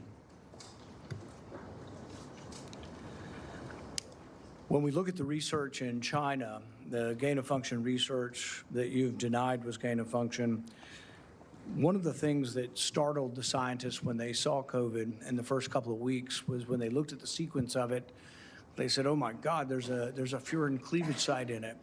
And in this particular family of coronaviruses, the sarbecoviruses, they'd never seen this before. They were also startled to look at it and see how it was coded for, what the codons were, and to discover that the codons used out of 36 different possibilities turned out to be the one that was commonly used in gene manipulation by scientists. Dr. Fauci, were the scientists at the Wuhan Institute of Virology capable of inserting a furin cleavage site into a coronavirus? On the advice of counsel, I respectfully decline to answer based upon my rights under the Fifth Amendment of the Constitution. So one of the experiments that was pretty common was they would take the backbone of a SARS virus, and this would be a SARS virus that the backbone itself wasn't that dangerous, but then they would dig through guano, 300 feet underground, bat guano. They'd find other viruses, unknown viruses. They'd take the S protein off of an unknown virus and stick it on a backbone. And then they would infect mice that have humanized cells. And they were trying to discover if they could create a virus that infects humans. Now, many people would say, well, gosh, that doesn't sound like a really good idea to create viruses that don't exist in nature to see if they'll infect human cells. What if one escaped? What if you keep infecting this and do serial passage, you actually adapt the virus to be infectious to humans? So the question is whether or not, Dr. Fauci, the Wuhan Institute of Virology was combining an S protein with one virus with the backbone of others, and could this lead to a virus, maybe it wasn't even predicted, but could it lead to viruses that gained in function and then could lead to a pandemic? On the advice of counsel, I respectfully decline to answer based upon my rights under the Fifth Amendment of the Constitution. One of the arguments that you and others have made against this virus coming from the lab is it couldn't have come from the viruses that have been published. And nobody's really arguing that. I think from the very beginning, people acknowledged that the viruses that have been published are too far evolutionarily distant from a virus that could have become COVID-19. But what has never been acknowledged by the side who tries to call the other side of conspiracy theory, which is really something you don't usually see in a scientific debate. This is the first time I've ever seen an article printed in Lancet by your friends who called this a conspiracy theory. These are the kind of things you see as a screed on a political, website. You don't really see this in science. But when they release this as being a conspiracy theory, we're wondering that when you do this, when you combine these viruses and are able to grow them in humanized cells, whether or not this kind of risky research, whether you call it gain of function or not, whether you use the definition of gain of function, whether this kind of research should have had more scrutiny. I think in your House testimony, you testified that you never traveled to China and that you were unaware that anybody at NIH ever examined the labs, that you trusted the Chinese scientists. I think you've said that even recently, that with your discretion, you trusted the Chinese scientists. The problem is that even in our country, we trust our scientists. They're good American scientists, probably doing the right thing for America. But at the same time, we oversight to make sure it's not dangerous research, but we also investigate the lab. I believe Fort Detrick was one of our main labs, was closed down in the last year or two because of, Research Institute. All right, let's take it back here. This is going to go on for a while, and Anthony Fauci has made it very clear he's not going to answer any questions at all because he's scared spitless. He's shaking like a leaf, very out of control. We're Ware and Rima. It's KTSA San Antonio. It's 8:06 now. And very clearly, he knows he's on the hot seat. That's the thumbnail we created this morning. It said Anthony Fauci on the hot seat. He knows he's on the hot seat. That's why he's claiming the Fifth Amendment rights. I think at this point what you do is you turn the evidence over that Rand Paul has copious amounts of evidence now. We have the evidence of the diaries, conflicting with everything that Anthony Fauci has said up to this point. What he's trying to do is not get himself in trouble outside of his pardon. Like I was talking about yesterday, anything that he said today would get him in trouble. He's trying to avoid that. But I still think what would probably be the smart thing to do is get Todd Blanche and the DOJ involved at this point. Maybe they already are, at looking at where there are holes to pursue Anthony Fauci and build a case against this guy and arrest him and take him to court where he truly belongs. Your thoughts? I mean, you got to get around the Fifth. And we had talked about the pardon and the legality, and I'm not a legal expert or a constitutional expert by any stretch of the imagination. But we had thought, or we had discussed the idea that, and one of the things I was reading about yesterday is that this applies to his time working for the agency and working for the government. I guess legally that still holds with this questioning today because he's obviously not going to answer anything. So I don't know really what you do. I mean, if this questioning goes on, I don't know if Rand Paul is kind of hoping to say something that goads him into saying something. No, but he's not going to do it. All Rand Paul is doing right now is entering stuff into the record. That's why he's answering those or saying. Because he knows he's not going to. He knows he's not going to answer anything. He's entering stuff into the record to make sure that it's all been recorded, and the fact that Anthony Fauci refused. I mean, the part where he refused to even. You can see the red. That's what everybody. Everybody laughed because you could see the red notebook in front of him. Right. And he, I refused to answer. So he's getting this all on the record here to give it to Todd Blanche at the DOJ and let them go through it with a fine-tooth comb. Yeah, I mean, there's really nothing else you can do because obviously, he's not gonna. But it is again. I'm reading body language, and I didn't hear it, but Elaine and kind of come to the same conclusion. You see that paper in his hands shaking like an autumn leaf. I mean, that guy is nervous. Even though he knows he's just going to claim the Fifth over and over again. But you can see that Rand Paul is under his skin, and he knows. His wife is over his shoulder. Yeah, she is. She's staring down Rand Paul. I think the only thing also that can be done is to look at whether or not the pardon is valid. I think that's a case that again, for Todd Blanche to look at, because Joe Biden clearly did not issue the pardon, okay? A pardon has to come from the president. And it's my understanding it has to be for a specific crime, okay? In other words, you have to be charged, found guilty of a crime, and that crime be presented to the president. This is how it always worked before. Because you can't just say, for anything you may have done in your past or in your future, I'm going to give you a pardon. Then you're creating an actual human being that lives outside of the law. Okay? But it's being upheld today. I mean, right now. But you've got to undo that pardon. I don't see how you legitimize a pardon where the guy who issued it probably doesn't even freaking remember doing it if he did it at all. He didn't do it at all. It was the freaking robot pen, and that's it. Well, it was whomever. Tenden and those in the White House were the ones that were operating the auto pen and having it sign all those. Remember, I think you can, again, make the case that he knew that Joe Biden knew that because any of these that are auto pen or illegitimate, Joe Biden knew that because the only one he signed in his own hand was for his son. He wanted to make damn sure that one was legitimate, okay, for his son. Biden, but will extend to this guy. You're right, because he wanted to make sure that nobody can go after Hunter. In other words, what I'm saying is that there's a question in Joe Biden's mind whether or not the auto pen is legitimate. Right. Because he signed Biden. He signed I see his. what you're saying. Right. So in his own mind, he would have known that it might not. That's hold what up, I'm saying. Right. I Joe gotcha. Biden had some doubt about the auto pen pardons. Because why would he just used it for Hunter? That's right. exactly why would he do his own for Hunter? He wanted to make damn sure the Hunter was ironclad. See what I'm saying? You've got to get this guy away from that pardon. That's what we ultimately have to do. Well, or Sean, here's another thing: the pardon goes back 10 years. The gain of function in 2011 for the avian flu may not have been covered. He may have some culpability and some exposure. I don't know. Neither one of us are attorneys, but here's my case on that.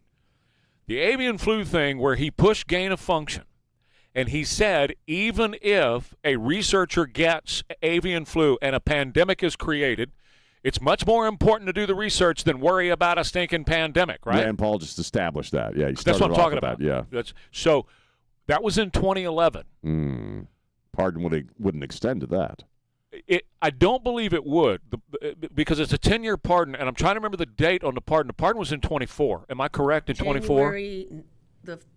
January 25. So the avian flu thing in 2011 is not covered by the pardon. No. So you might be able to get him on that, if there's something there. But the real thing that he has exposure on is all of the times that he lied to that committee sitting right there and to that man sitting right there.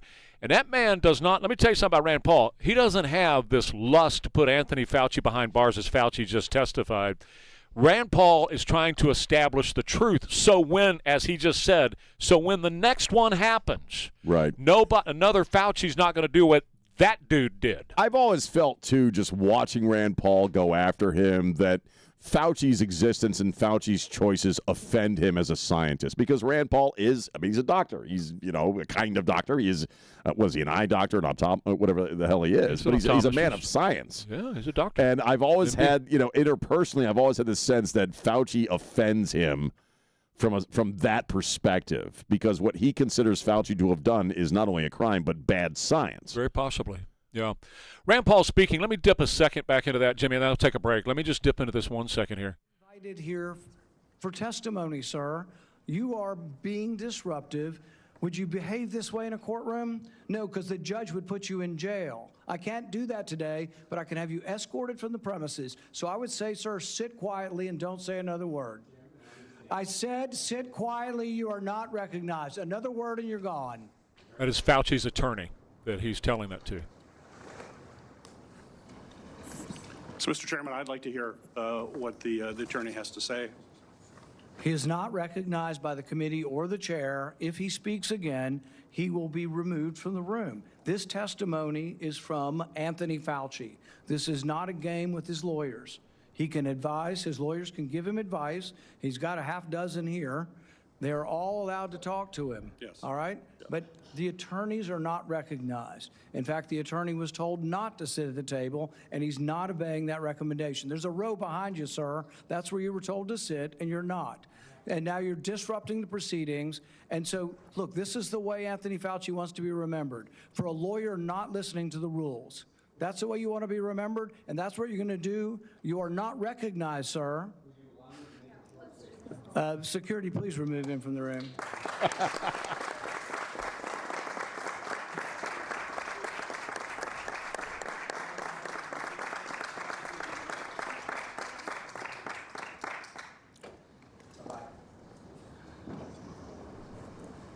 The attorney is now standing up. He's putting his briefcase together, putting his notes down in his briefcase. The attorney continued to speak even when Rand Paul told him to not speak anymore.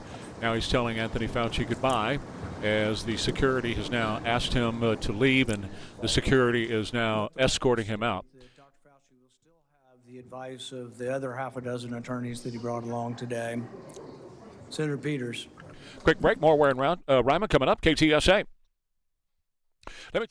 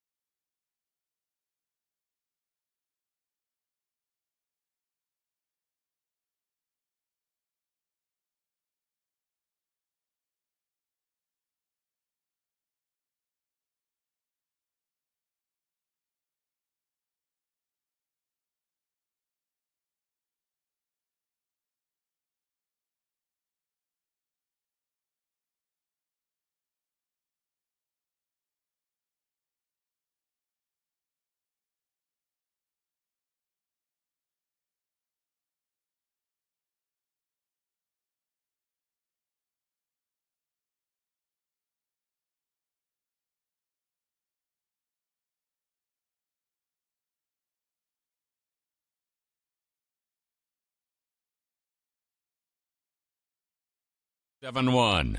Ware and Rima, it's 8:20. The chairman has denied your assertion of privilege and directed you to answer, but you nonetheless refuse and stand on privilege despite the existence of the pardon. The committee will have to consider after this hearing what appropriate action should be taken against you for the failure to testify after being directed to do so. It's against the law to obstruct an investigation of Congress. There will be repercussions to your refusal to testify today.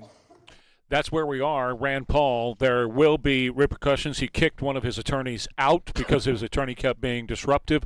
Rand Paul did warn the attorney, and the attorney continued to be disruptive, disruptive. So he removed him from the chambers. And now they're just basically the senators are making comments. That's basically what's going on. There's no point member, asking the Democrat questions. from I think Michigan or wherever he's from was talking about how this is damaging, this is dangerous because it basically usurps faith in the government. Essentially, does the pardon cover civil litigation? I mean, is this something that you could lay the groundwork for like some massive class action suit against this guy if you're a family that lost somebody? Yes, brought that up yesterday that, yes, he's wide open to civil suit. Right. He could be made liable for civil suit. We'll have to see if that's, what they have to do to get that done. But it's my understanding, we did cover this yesterday, Sean, that he doesn't have any protection. If somebody wants to file lawsuits against him, he doesn't have the pardon doesn't cover civil action. Right, that's what I was thinking. Yeah, we talked about that. Yeah, that's what I was thinking. So you maybe in a sense, apart from handing it over to Todd Blanche, by establishing on the record, all this stuff, you also set him up for, what if 1 million people got into a class action lawsuit? It very well against could this guy? happen, and I would try it anyway if I'm Thomas J. Henry or the Fore guy or whatever. Well, I want to mention something that they're doing right now because they're showing a chart with the medications on there. Jack brought this up on his show yesterday, and it was an excellent point that there's a specific law that says that if you have to I believe it was Bobby Kennedy brought this up, and I played the sound. If you want to push the vaccines, but there were other drugs available. I'm trying to break this down to make it simple to understand with all the legal wranglings. Sure. But there were other drugs available. You had to remove those other drugs from the picture, right, in order to be able to push the unproven vaccine. In other words, the vaccine was not proven. It had never been tested, never been tried. It was rushed. So if you want to rush it through and get it on the market, anything else that was out there that was performative, you had to get rid of it. Remember, we had two that showed such incredible winnings with it. Ivermectin. Yep. Let's start with that one. Because immediately there was a campaign against ivermectin. It's horse paste. I was going to say there was a massive public campaign against that stuff. They went after Rogan. They went after all kinds of people. And I got friends that took it, and they're fine. Man, I got friends that took it, and they're better today than they've ever been in their lives. Right. But you had to go to like Tractor Supply to buy it. Yes, right. it's true. I remember. Because it was for the horses, right? We went to Mexico to get ours. There you go. So one of them was ivermectin, and they talked it down. There was a massive campaign to get rid of ivermectin. The other one was hydroxychloroquine. Oh, right. Remember that one? They had to get rid of that, so they immediately started attacking that, and they came with Remdesivir, which destroys your kidneys and eventually kills you from going after your kidneys. And they had that one, and then they came with Paxlovid. Here's what I'm saying. I smell big pharma ugliness all over this, all over. Let's destroy those two top drugs, ivermectin, hydroxychloroquine, so that we can put all these shots in people and charge the federal government and the worldwide governments billions, if not trillions of dollars. We used to talk about that the big pharma connection, and that, whoever, even when Trump was pushing the process, get a vaccine done, which he did. He streamlined that process to whomever could come up with a vaccine the quickest. But certainly, if you're who was it? Was it Moderna? I'm trying to think of who came up with the actual vaccine we ended up getting. Was it Pfizer? I guess it was Pfizer. Moderna, Johnson they and Johnson made a crap had load one. of money, I would think, off of that vaccine. If you're the only drug that people are using, and nobody could sue them if they died. Right. Correct. They were indemnified. There were several different ones. It started with Pfizer. They came with the very first one. I can't remember which. Yeah. And then Moderna came with one that worked on a different pathway, a different way. They were all mRNA. Well, they had the cards that said which vaccine you got. Right. And then you had Johnson and Johnson that came with a completely different vaccine. What were you going to say? AstraZeneca was another one. AstraZeneca, and that one went away pretty quick because the problems with AstraZeneca's vaccine were huge and immediate. They saw that and went, whoa. We all had to carry the card in our wallets that said which vaccine we got in the early days, in case, for whatever reason. Think how ridiculous this whole thing was now looking back, knowing what we now know. You and I had to have pieces of paper. They issued us pieces of paper. It's still in my motorcycle. You had one because you came in here every day. Every day, and you had to have Get closer to the microphone, Elaine. In your glove compartment. That's right. I had one on my dashboard, and I was going over to your house to do the show. I had one in my motorcycle because I was riding my motorcycle every day, and I had to be able to pull it out and go, look, I can drive around. Because I had that too. Yep. You did too. Employee. We were essential employees. Because cops were stopping people like Nazi Gestapo with the swastika on their arm. Where are you going and why are you going there? Let me see your papers. And it was just me, Chris, and Don in the building. That's it. Every morning. All right, let me get to this real quick because this is a moment of Rand Paul getting really mad at that attorney. Not recognized by the committee or the chair. If he speaks again, he will be removed from the room. This testimony is from Anthony Fauci. This is not a game with his lawyers. He can advise. His lawyers can give him advice. He's got a half dozen here. They're all allowed to talk to him. Yes. All right? Yes. But the attorneys are not recognized. In fact, the attorney was told not to sit at the table, and he's not obeying that recommendation. There's a row behind you, sir. That's where you were told to sit, and you're not. And now you're disrupting the proceedings. And so, look, this is the way Anthony Fauci wants to be remembered, for a lawyer not listening to the rules. Now, real quick, we got a break, but just one commentary on that. That's how Anthony Fauci has lived his entire life. Well, yeah, right? The rules don't apply. Exactly. I do whatever the hell I want to do, and I'll write about it in my diary. All right, let me tell you about Bjorn's. Just Bjorn's. They are your home technology experts at Bjorn's. 281 in Bitters Road is where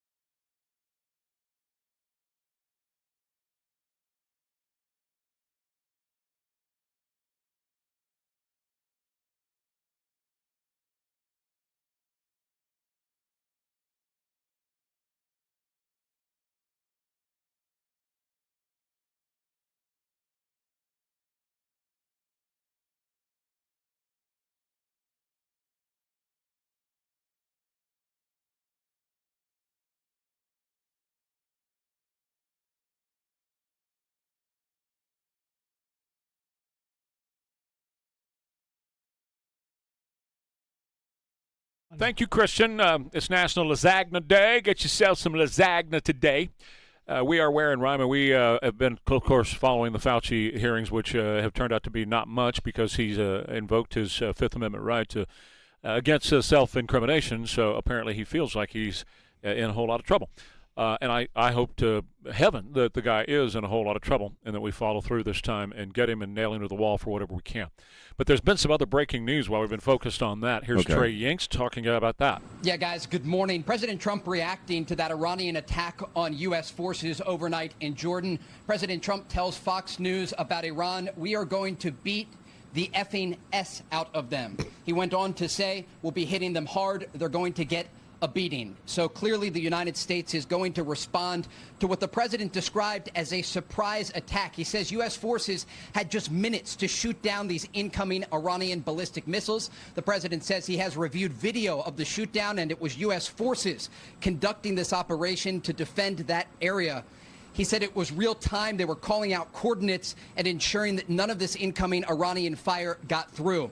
I also asked the president about those U.S. and Saudi airstrikes against Iran-backed Iraqi Shia militias overnight. He says those strikes were coordinated with the Iraqi government. He called these Iran-backed militias a cancer on the world and says he is considering additional warnings against Iranian proxies and their link to the Iranian regime. The president also talked about his meeting yesterday with Israeli Prime Minister Benjamin Netanyahu in the Oval Office. He says it was a great meeting, adding he understands now. It appears that the relationship between President Trump and the Israeli Prime Minister is strengthening. And again, the president called that meeting in the Oval great. In terms of possible talks with the Iranian regime, the president says we're going to let them keep talking. Remember, the Iranians came to President Trump after 13 straight days of U.S. bombing against Iran, asking to meet about the Strait of Hormuz. Ladies and gentlemen, that's what we call stringing a president along, okay? That time and time again, this is how Iran operates. They say one thing, and then they punch you in the face as hard as they can. So the president can say, we're going to beat the blankety-blank out of them. Beat the blankety-blank out of them, sir, until they don't get up again. Finish this thing. Destroy them utterly. Take them completely out. Otherwise, if you let this go on the way it is, a year from now, you're still going to be playing this game. Because that's how Iran has always done it, Sean. Well, yeah. Always. I still have faith that there's stuff that Trump has in mind that we're not aware of. I cannot believe that a guy like Donald Trump, a personality like Donald Trump, frankly, an intellect like Donald Trump, has fallen into the same snare and routine that other presidents have. I just everything that man does is calculated. We talked yesterday about how he's not a politician; he's a business guy, he's a private sector guy, and so I still have to believe there's some play here. There's some plan behind the scenes as to why we keep circling back around to this. Because it certainly feels like the same old that we've seen for practically half a century with these people. But again, because it's the same old that we've experienced for over almost half a century with the Iranians, it leads me to think again, well, who's playing who? I don't know. I'd like to see it obviously wrapped up. I think a lot of us are thinking, we'll go ahead and grease them and get it done, but I don't know. Let me insert something here because I hear everything that you're saying. But just 2 weeks ago, we brought 4 home. Yeah. From Jordan. 2 of them, 3 sure, of them, yeah. three of them were from Jordan. 1 of them was from Iraq. And they are now not with their families anymore. Not with their moms and dads or their wives or their husbands. And so this was an attack on the same place, on Jordan. And you just heard Trey say, the president told him this morning on the phone, we barely got those knocked out of the sky. Donald Trump does not want to sit, nor can he afford it. Let's just, if you want to look at the politics here, nor can he sit any longer and wait for more of our troops to take incoming, such as what we took 2 weeks ago and had to bury them. Right. Certainly when I was off and that happened, we were all, I don't know what was going on here, but we were bracing, like, well, okay, now that they've shed American blood, it's going to get bloody or it's going to get messy, and that didn't happen. Well, we've lost 19, right? And hundreds have been injured. Well, but I mean, at that, right. Yeah. No, but here's my point. They are now specifically targeting Americans for death. That's what they're doing. Right. There's no other reason to launch those. Jordan. That's right. There's no other reason to attack our base in Jordan other than you want to kill Americans. They are attempting to kill Americans. And the final answer to that is not to be defensive and knock them down as they come flying in, because one's going to get through. It already happened, and another one's going to get – the president just admitted we barely got those knocked down. I would go on a full-blown offensive here. I would destroy every single missile that's anywhere inside of Iran, every single drone, and everyone who's involved in their leadership, both the religious leadership, the leadership that heads up the political party, and, of course, absolutely the military leadership. Yeah, kill them all. I'm not disagreeing with you. I know you're not. It is frustrating because when you hear the president talk about the situation, they've been decimated. Their Navy's at the bottom of the ocean. They got nothing. We're hitting them hard. But it doesn't really seem that way. It doesn't seem like they're people who are on the brink. We keep hearing about, negotiators really want a deal. They want a deal. They're great people. And the reality doesn't seem to be that.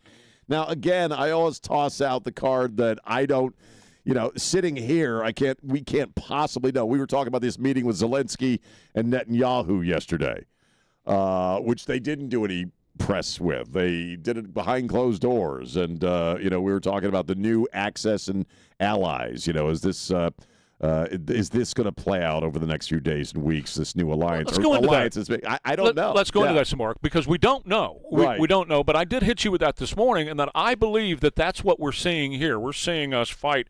Remember, I said this morning before the Rand Paul thing. We're watching us have to fight Iran and Russia and China on 3 different fronts now. And we have enlisted Zelensky, and what they're doing in Ukraine is now shooting at the Iranian ships that are now trying to violate the blockade. So Zelensky's in it. I don't, one of the reasons that Netanyahu came to D.C. yesterday, of course, was the Lindsey Graham thing, obviously, but meeting face-to-face, having both of them there to meet face-to-face, so there's no electronic communication whatsoever. You meet them face-to-face and say, this is what we're going to do. And I'm hoping that it's something so overwhelming that the Iranians cannot get back up. In other words, when somebody comes and takes a poke at you, you have to hit them with such overwhelming force they never get up off the ground. Right. That's where we are with them again. Right. It is that simple. We can't say, okay, I hit you once, now I'm going to stand here and let you get up so you can hit me again. No, sir. I'm going to make it so tough on you where you are incapable of hitting me again, and we obviously have not done that to them. Well, but we could have done that months ago. I don't know. I mean, I think timing is probably a factor. I think the midterms, frankly, are a factor. Because if you're looking beyond the midterms and you need Donald Trump to be helping you make sure Iran doesn't get a nuke or greasing Iran off the face of the map, okay, you need the midterms to go well for Donald Trump if you're Netanyahu. So again, timing has got to be a factor. Well, the midterms got to be a factor. The American midterms have to be a factor in this. So the logic that you're talking about, then, the sooner he gets it over with, the better. I would think. You can't carry what he's doing now into the midterms. Well, no, you can't. And you get 1 or 2 more Americans killed, and you put that in the hands of ABC and let them run with that, your midterms are in peril, and they're in peril already. We also said earlier in the week that if he cleans house before the midterms and those gas prices go down into the basement and people are paying much less for gas, then that affects the midterms to the positive. That's what I was talking about yesterday, that if he makes a deal and the gas prices go from $4 to $2 a gallon, that's great. But he could still bring that about by ending this regime. That's what I meant. If you go full bore and you grease them, and the oil, the straits open, we have control of it, and the oil prices go down, you have the same effect. Plus, you come off as a military badass, and look at what we did. We rid the world of these people. And something we've talked about for a long time is that China's watching and Russia's watching. Yeah. And the more you do this, the more vulnerable you appear to them. You cannot appear weak at all. The reason we had peace and we chose to get involved in Korea, we chose to get involved in Vietnam, but the reason we had peace, particularly here on the home front, for all those many years was Truman pulled 2 big triggers over Japan. Well, yeah. And the rest of the world said, don't mess with them because we know what they'll do. And so, sure, China and the rest of the world is watching our response to what's going on here. But forget about the politics of the moment. Just take that out. I know it's impossible to do, but I just want to put the politics aside for just a second and focus clearly on what we're talking about here. The president obviously is in a position now where he is being strung along. Whether he's got some grand plan in his mind or not, I don't know. But they are doing the exact same thing they have done to every other president. And the worst thing that could happen is to have more Americans killed. And he said it, not me. Well, the president said we almost got more Americans killed last night. That's right. But he's also said within the past month that he is aware they're trying to string them along. He said, I forget when it was or who he was having the press conference with, but he says, well, they're obviously trying to string us along through the midterms. So, again, the only difference between Trump and maybe any other president, he's absolutely aware of that. I understand. And that makes it even worse. To be aware of it, not do something, and end it, not do something about it, that doesn't make any sense. I cannot get away from the idea that Donald Trump knew that going into this. Of course, but for 1 second, consider this. He knows that, like you just said, he knows that they're stringing him along, and he's not doing something about it. That's what leads me to believe there's got to be a reason for it. Well, so what is it? Because at some point he's got to say, yeah, you're stringing me along. I'm not going to be strung along like the rest of them. You're done. And the way you end this, these people are not going to stop on their own. Just please get that through your head, everybody. He knows that. Maybe he's just trying to get his ducks in a row kind of thing. When we say if your ducks aren't in a row by now after 47 years, or particularly after the past 6 months, 7 months, or even the past year that he's been setting up for this, if your ducks aren't in a row by now, you're not going to get them in a row. Okay. You should have your ducks ready to go right now. All right. Well, we also can't go into a midterms decimating innocent people in another country. Right. So we say these people. We need to say the regime and talk about how we are not hurting 90 million people that are not messing You're with right. us. And you were out when I said he's got to go after the religious leadership. He's got to go after the political leadership. But we also just said and the military leadership. Go after them. Destroy every missile. Destroy every drone. Go after the military assets and the political leadership in that country, because they're not going to give in. They're not going to change their minds. It's not going to happen. Again, my point is he knows that. So there's got to be some play as to why he's waiting. And obviously we can't possibly know what it is. But he's not being duped by any of this. I don't believe that for a second. So why he's holding off, I don't know. But I'm not saying you. I never said he's being duped. No, he's not being duped. I'm saying he's not being strung along without being completely self-aware he's being strung along, which means he's allowing himself to be strung along for a reason. And I've already said, I said it Monday, rope-a-dope. Is he playing? Remember this? Yeah, is he playing rope-a-dope, and he's going to suddenly waylay him, or does he have another deal already signed and he's going to announce it at an appropriate time? But the dangerous game that's happening right now is they are all out to kill Americans. All out to kill Americans. That's what they're going after right now. And you better not get another one killed. I think they're doing that to get him to do something. To me, it seems like they want him to do some big action, because then they can claim they're the victim, or they can do whatever the hell they think they want to do. Yeah, we're going to take a break, but before we do, once again. Yeah, guys, good morning. President Trump reacting to that Iranian attack on U.S. forces overnight in Jordan. President Trump tells Fox News about Iran, we are going to beat the effing S out of them. Quick break. More Ware and Rima coming up over at Alamo Water.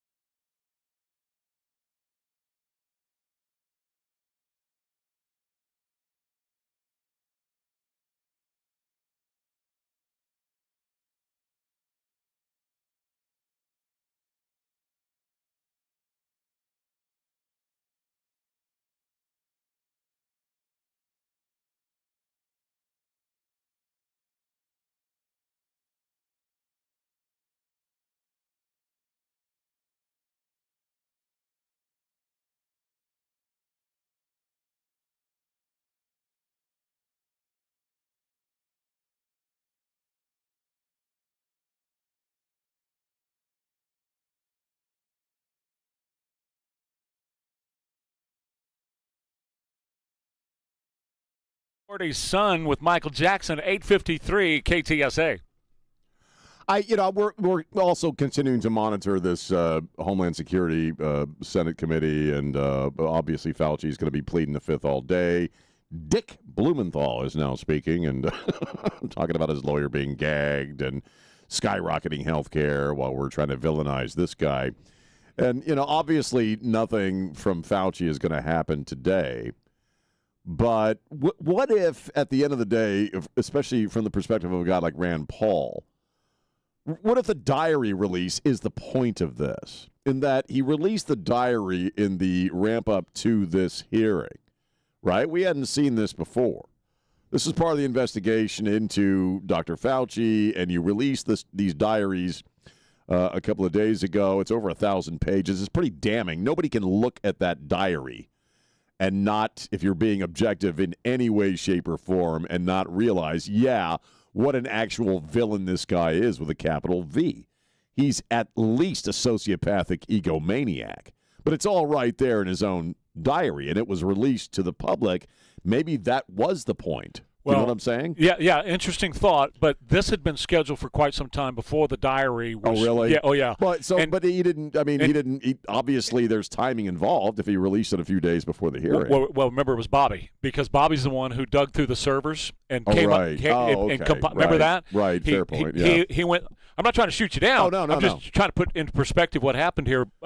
Bobby's people have been working for 11 months trying to compile, because they had to go to 8 different servers and pull stuff off of those servers to try to compile this thing into. In other words, there were bits and pieces, and they had to put those bits and pieces Sounds together. Familiar. Yes. So anyway, that's what he did, and then he gave it to Ron Johnson, who is the co-chair, and Rand Paul, who released it on Sunday, or sometime between Saturday and Sunday. They're the ones who released it then. So it just happened to come together. Now it does support. It absolutely supports the hearing, because we know now what this guy was saying behind the scenes didn't match what he was saying in public. He can't plead the fifth on the diary you could look at with your own eyes. I mean, and see just what a piece of crap the guy is, and see what a crime was actually perpetrated.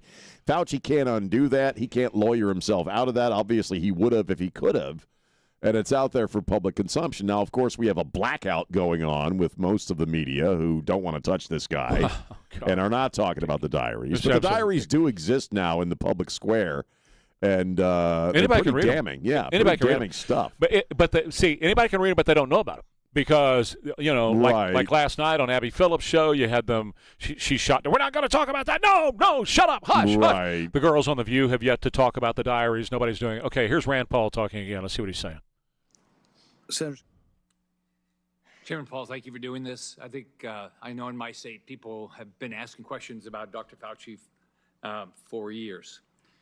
So, Dr. Fauci, your entry has made clear that you love being a hero, a celebrity, and here having the eyes of the world upon you. You loved every newspaper profile, every photo shoot, every fancy dinner with the elites. To many Americans who lost family members, who lost trust in our federal government, you're not a hero. Unfortunately, you're a villain. You made yourself the story and abandoned the American people to serve your own ego. To begin, I would like to talk about your relationship with David Moranis. Okay. He was that's Rick Scott, who is the Republican from Florida, and we will take a quick break. More coming up. Ware and Rima, KTSA.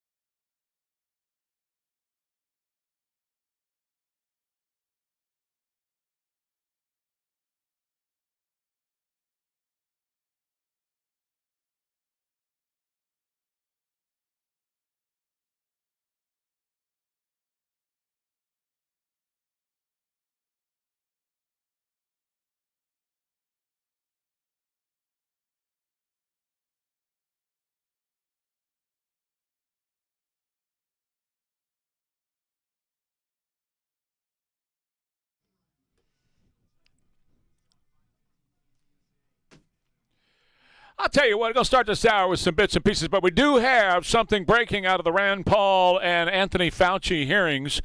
Just a few minutes ago, I think you were out of the room just a few minutes ago, Anthony Fauci reached underneath the table and he put a boombox up on the table, and all of a sudden he started to dance. Too sexy for my love, too sexy for my love, love's going to leave me. And there's Anthony Fauci. He's dancing in front of everybody on the committee now. Oh, God. To the song, Right Said Fred. I'm too sexy because Anthony Fauci believes Julia Roberts thinks I'm hot. I'm too sexy, baby. I'm too sexy for my shirt, too sexy for my shirt, so sexy it hurts. And I'm too sexy. That sounds like his voice. It is It does Anthony kinda sound like Fauci. his I voice. told you that's Anthony. I told you it's Anthony Fauci. Man. Is that AI's that's his voice? No. This is it Right sounds Said. like him. This is Right Said Fred. No, I know this. Yeah. For your party, too sexy for your party. The way I'm disco dancing. I'm a model, you know what I mean. And I do my little turn on the catwalk. Yeah, on the catwalk. I can see it. I can see it because he talked a lot about being so sexy that Julia Roberts Glad gasped. that we have She maybe gasped the when she coolest saw man him. on the planet right now. Wow, and there's the room. Here he comes. This is intense. Does anybody else have She's panting. Hi there. Good morning. She's panting like a French whore. What is wrong with you? What is your problem, that's Julia? insulting the French horse. Oh, well, maybe I shouldn't have said that, but she is. It's Anthony Fauci. Look, here he Does anybody else have Hello. Hey, baby, Hi how you there. doing? Good morning. Good morning. Hey, it's just me. I'm too sexy. My little turn on the catwalk. I'm science, baby. I want to sit on your lap. You know, if you're against me, you're against, of course, the entire democratic process of So, America. Why don't you come be against me right now? Hey, Anthony, you already did the whole thing with the Fifth Amendment. Don't throw a disc out in the back. I'm too sexy for my car, too sexy for my car, too sexy. Okay, I hear so many parodies. I'm pleading the fifth. Uh-huh. You know, they're There you go. they're coming There you there. go. Yeah, Uh-huh. I'm invoking my fifth. Uh-huh. Right, yeah. You got my spike protein. Jake Tapper's serving filet mignon. I'm not going to look at what's in the red folder. I can't see the red folder. I can't see the Okay, red folder. why didn't one Republican? I mean, there's still time, but somebody could go. Dr. Fauci, did you wake up before 8 a.m. or after 8 a.m.? I plead the fifth. I'm not going to tell you. I plead the fifth. Yeah, just to make them look stupid. Is your favorite bagel the everything? What did you have for dinner last night? I plead the fifth. Dr. Fauci, do you breathe oxygen? Well, on the advice of my attorney, I gotta. Someone make him look stupider than he already does, please. So, Willie... Dueling Fauci's going on the air, right? Willie is opposed to the data centers. Oh, I saw that and, letter. He is at 92. He's put out a thing on the internet, on the interweb, saying, "Hey, man, be against data centers." So, look, these data centers and the movement against them is coming out of China. That's what's happening here. They've hired a bunch of influencers. I doubt very seriously they hired Willie Nelson, but they have hired all kinds of influencers here, and apparently they have influenced Willie to speak against them. Now, I did have somebody named Jan send me a really good email last night. It was a very detailed email about this subject last night, and I agree with her. She said, you know what? Let's have the data centers because we're going to have to lead. We're going to have to do this. We can't let China win on this deal, but build them along the coast. You know, we talked about that before. It might have been last week. Talked about building them along the coast, using the water out the ocean to cool these data centers. That's what China does. They've got them all up and down the coastline of China, and they use the water out of the ocean instead of the drinking water and the toilet water and all the water that we've got to have. You're using ocean water with desalination plants to do that. I think that's a good idea. Let's put them down along the coast. We got lots of water on the coast. Why not? I think the whole data center thing it's another one of those this is what good little liberals are supposed to be against. Okay, hey, we tell you now to be against, and you're right, China or whomever the liberal establishment in this country. You're supposed to hate data centers now, okay? They're bad for the environment, and big, evil, rich corporate guys love them. And so if you're going to be a nice little liberal, a decent little liberal, you have to hate data centers. And Willie is a liberal guy. I mean, I knew that when I got on the bus, and I said, don't talk about what you talk about on the radio back there. That's Willie. I mean, I wasn't surprised by it. Who told you that? Did Willie tell you that? It was the bus driver who was a fan of my show. He said, maybe you don't want to talk politics when you go back there. And I'm like, I wasn't planning on it. This was, why? Does that shock you? Well, it kind of does. If somebody would point that out and say, don't talk about this when you're around him. That's basically like why people sign NDAs. Yeah, probably. That's right. It's an NDA, right? I think no, it wasn't like a legal thing. It was like, but it's the same concept. Guy, same concept. If you don't want to get it, you don't want to get. Why would you want to get into it with Willie on his own damn bus about politics? He'll kick you off the bus. I was a conservative talk show host getting on the bus. Yeah. So, and now more Americans are using weed every day than are drinking or smoking every day. What's this? They're using weed more than anything else? Speaking of the bus, yeah. Well, that's why I'm bringing it up. The whole thing about data centers was my entree to this story.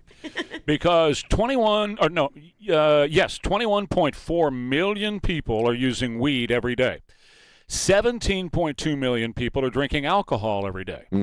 19.9 million people are smoking cigarettes every day. Tobacco and alcohol use has plummeted in America in the past 10 to 12 years, where 129 million are drinking per month. That's 13% of Americans a day. 13% a day. 43.8 are doing weed per month. That's 50% a day. So when you break it down, alcohol still leads per month in the numbers of people.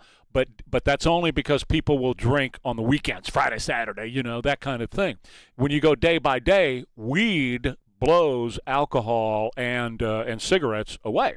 Oh, I can see that. I do too. More and more daily use of weed. We do have some things that are changing here in the state of Texas with the legal weed that they sell in the stores, and they're coming up August 31st, I believe. Most forms, remember they banned the vapes a few months ago. Those went away a few months ago. Most forms of the weed that is available in the vape shops and the convenience stores is gonna be banned, like Delta 8, I believe, Delta 10.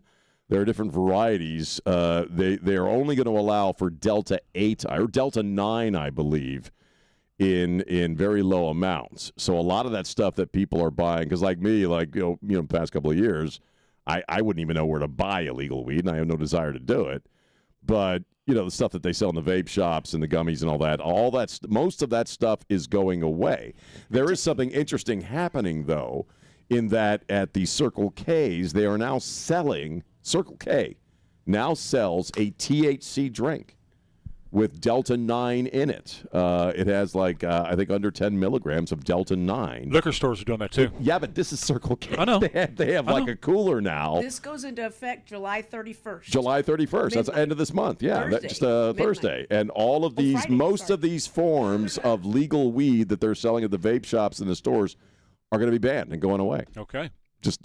People aren't talking about that, but that's a true thing. So a lot of vape shops are about to run out of a lot of product. I guess they'll find out when they get there and they go, where is everything? There ain't nothing on the shelf anymore. That's why a lot of these stores are selling them at 50% off. When you buy a Coke or a Pepsi or a Red Bull or a Monster, there's going to be a QR code on there now. Oh, I saw that. I don't even know what the hell that means. QR code does what? Sends you to a website or what? Yeah, what you do is you log on to the QR code, you scan the QR code, and it'll tell you what the ingredients are and what the ingredients do inside of those drinks. Trace Adkins shot. Did I get your attention? Shot. Trace Adkins shot. Shot again? Again? Yeah, he's been shot like 3 times, right, Elaine? Yeah, his ex-wife, I think. This was in 1994. Julie Curtis was his second wife. He's been married like 5 times now, okay?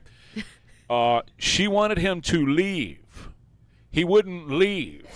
So she pulled out a gun, and was holding the gun. He was holding his hand up saying, "Give me that gun." She shot him point blank under the left arm. This is the news concerning this story. That bullet went through both lungs and his heart and came out underneath the right arm. In the 90s, Sean. This was 94. Right. And the doctor said it was because he was shot at point blank range. Had she been standing back from him like this, 6 feet or so, it would have mushroomed in He's and a big dude. would have killed him. He's huge. But Big it went through both lungs and his heart. And he's never talked about that part of it before. That sounds bad. Publicly. Yeah, that dude's been, that's why every light in the house was on. Hey, you like that one, Elaine? I thought you were going to say something about swing batter or something like that. No, badunkadunk. I don't like that one. But every light in the house and on, that was a good one. 5 marriages? Cops are going to come over. Yeah, I think he's is at least on number 4 right now. I think after 3, maybe you ought to give up on the marriage thing. I'm just saying. Probably a good idea. He's keeping it country. I mean, if you've been shot by a wife, that's as country as hell. It's really country. is. Yeah, it is. It don't get no more redneck than that, unless he was standing next to the refrigerator in the He's yard. been married 4 times. 4 times. There you go. 4 Dang, times. the Elizabeth Taylor of country music. That's it. Yeah. I'm just saying, after the 3rd or 4th time, maybe it's like, maybe marriage isn't for you. We I'm had just thinking out loud here. We had a manager here one time, been married 7 times. He hung up the phone, hung up on his current wife. And I said, well, is everything okay? He said, I should have stuck with number 1. They've all been the same. One of them had red hair, one of them had blonde, the other had brunette, but they're all doing the same thing. And I said, well, the common denominator, bro. You. What's the common denominator? You, buddy. Okay, Mercedes-Benz faces a potential ban at stores in America. Why is this? There's U.S. legislation that is pending right now that will ban Chinese connected vehicles. 2 Chinese big-time investors hold 20% of Mercedes-Benz. Alyssa Slotkin is one of the senators pushing this. Another senator who is pushing this is a conservative Republican, saying that Chinese cars are surveillance vehicles on wheels, that they collect all this data, because if you buy a new car, it's going to collect data. And that data is transmitted back to China. Are we shocked by this? And so China is using these cars to spy and collect information on us and spy on U.S. citizens. Imagine not selling Mercedes-Benz in the United States of America. That was going to be my next one, Trey. I was going to get a Mercedes. Maybe what am I gonna do now? Maybe not yours, but a lot of people who listen to this radio station. CD players, Sean. They don't have CD players. I don't want them. Maybe not yours, but a lot of people who listen to this radio station buy Mercedes-Benz cars. We have a lot of rich people who listen to this station. It's not surprising, though, that if they want to collect information through TikTok, they would want to collect information through your car. Absolutely. And everything else they can collect information from. What is Josh Hawley saying right now, Jimmy? Let's pot him up and see. Using federal employees and federal resources. Here they are over my shoulder. Besides the Dan David Award, you've got the Partnership for Public Service, you've got the Adelson Prize, you've got the Smithsonian Award, you've got the National Academy of Medicine's Award, you've got the CDC Foundation. In fact, you turn your staff into a full-time application machine. You actually wrote to people and said, do you think maybe I'd qualify? And you got cash for all of this. And it wasn't just 1 or 2 employees, was it? In fact, you used 8 separate federal employees on federal time using federal resources to solicit cash awards. Isn't that true?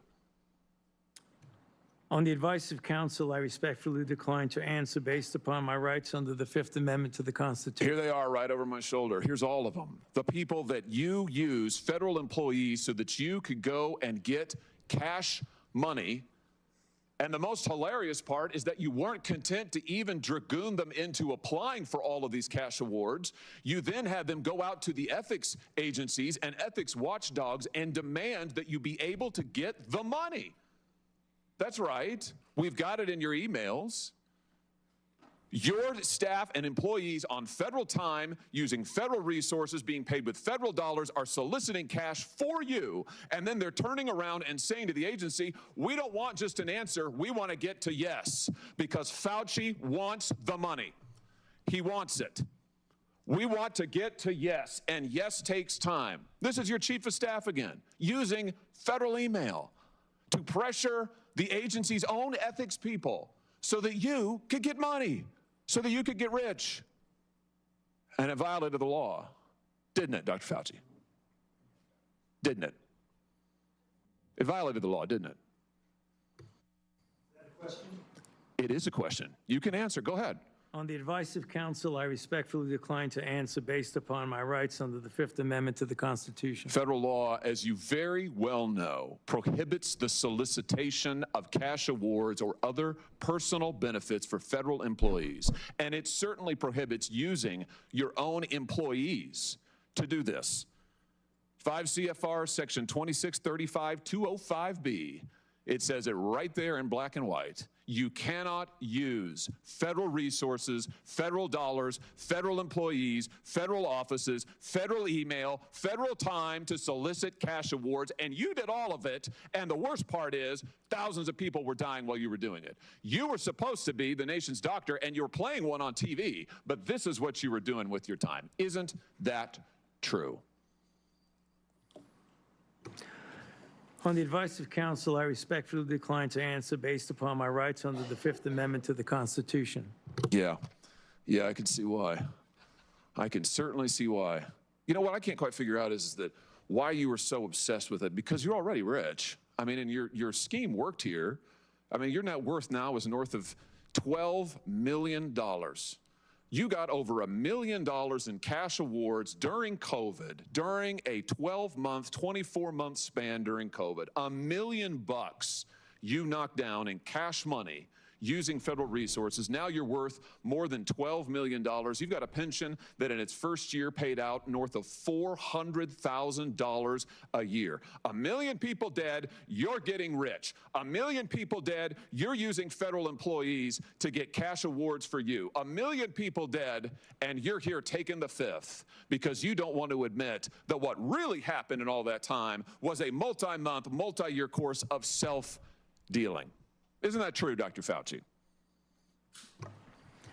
On the advice of counsel, I respectfully decline to answer based upon my rights under the Fifth Amendment to the Constitution. Yeah, well, silence is admission.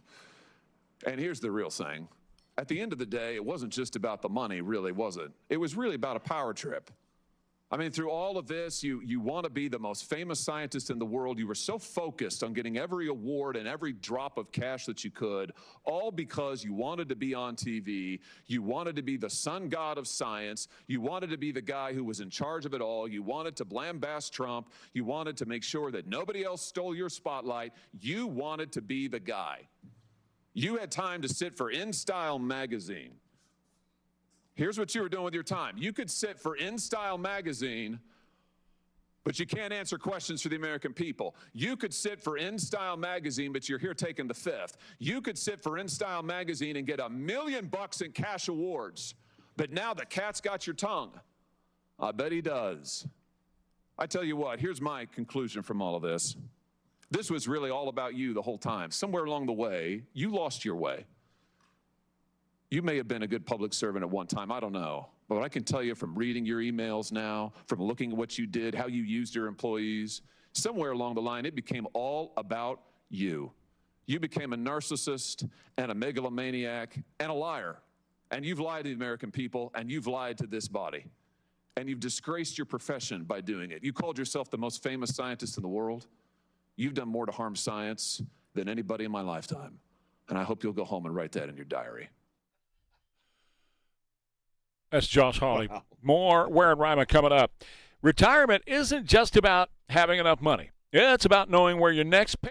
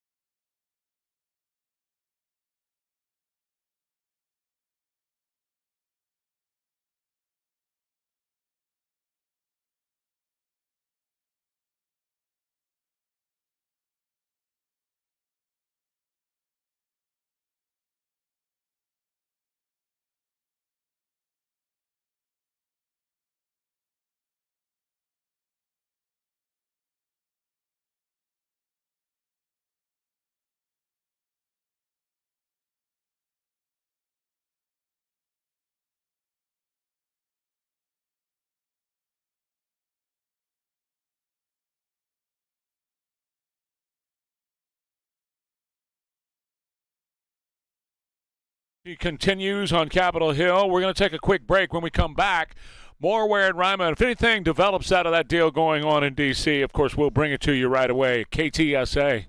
Not a lot of things in this world are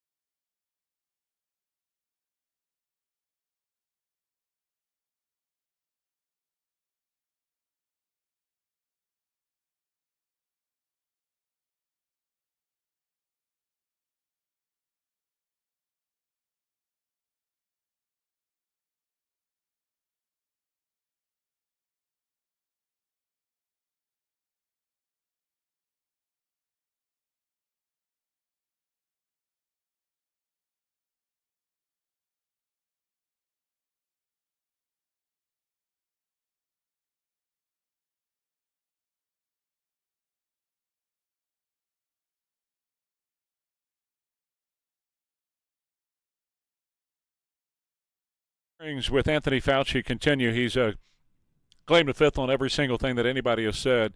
Bernie Moreno, who's a Republican out of Ohio, I really like him too, by the way. I like him. I do too, especially now.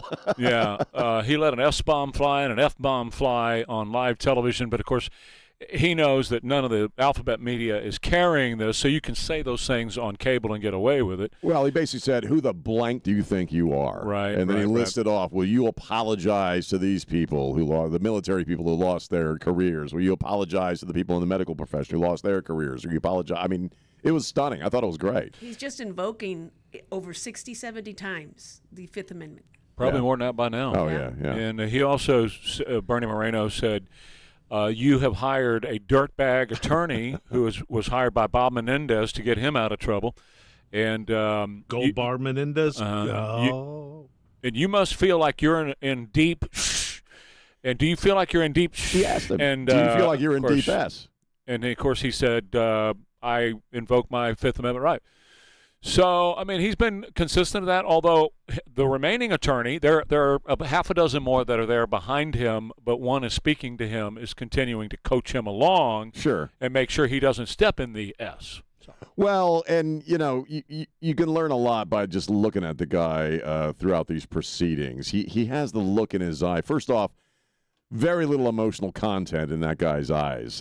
Secondly, he has the arrogance in his eyes that you can't touch me, this doesn't mean anything. No one's going to be able to do a damn thing to me because I am Fauci. You can see it in his eyes. He almost seemed put out, like, oh, I can't believe I got to sit here through this. Even though everything that is being stated is, as we know now, absolutely true. It's not fazing him at all. He don't give a crap. They were talking about how he was, I forget who was it Josh Hawley was talking about the federal employees he used. He had a big list behind him to go out and get cash awards for him during COVID. He made millions of dollars. He's worth like $14 million now. Fauci don't give a crap. None of this is fazing that guy. I mean, I'm glad it's out there on the public record, but you looking into that guy's eyes, and there ain't nothing looking back at you. He truly is a villain, man. Soulless. Absolutely. You can see it. I do want to get serious for just a second here. There's a saying in media, you don't touch suicide. You know, you're not supposed to report on it. You're not supposed to make a deal out of it because it supposedly leads to more. So it's always been a taboo in the news media. But this one is making the rounds in the news media. And so I'm going to mention it, but then I want to talk specifically about the response of his coach. This is a young man, Caden Perkins, who jumped off of a cliff, was in a dark place in his life. And they had just picked up a new football coach. He was a football player in high school. He's 19 years old.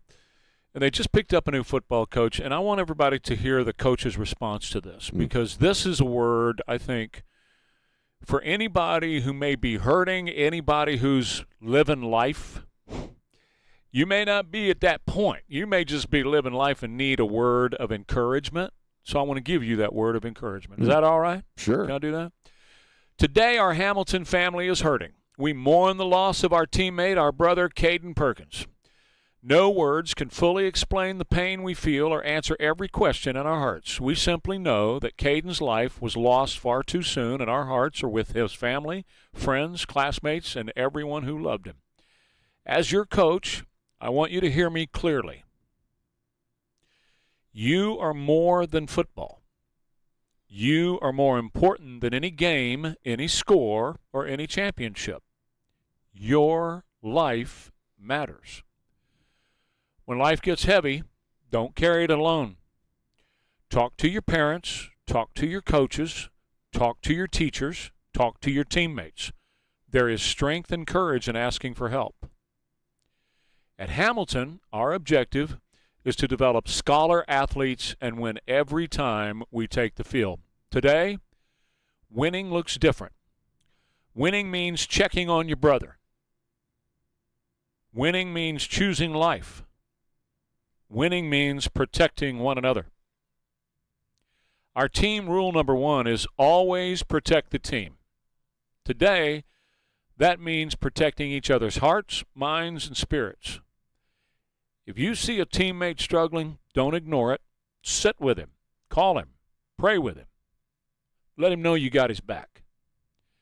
I want each of you to remember this. This is only the introduction to your story. Your future is greater than your current pain. You won't even remember some of the things you struggle with now in the future. There are people who love you, believe in you, and will fight for you, even on the days when you don't feel like fighting for yourself. Let's honor Caden by living lives of purpose, by loving one another more deeply, and by never allowing family to suffer in silence. Hamilton football is a family. Families stand together in moments like this. May God comfort Caden's loved ones, bring peace to every grieving heart, and give us the strength to love each other even more. Rest in peace, Caden. Amen. Amen. It's a beautiful word. When we're sitting here and all the stuff that we have to wade through and get through, and the terribleness of an Anthony Fauci hearing, and this guy and as bad as he is, and what's going on in Iran, I think it's just good to stop for a minute and remember that people are struggling with a whole lot of bad stuff out there, and sometimes it gets to be really overwhelming. And to listen to them, or even to have a word for them saying, you know what, don't choose, in this, if I was going to sum up the coach's words, don't choose a permanent answer to a temporary problem, because all problems are temporary. Well, yeah, absolutely. I think one of the issues that you have with folks in that situation is that it's a part of a thing like chronic depression that you don't talk to people, that you're probably surrounded by people who are in a really bad way, and they may seem like the most cheerful person in the room, but there's something going on that you're not aware of. So I like the part about asking, are you okay? Everybody okay?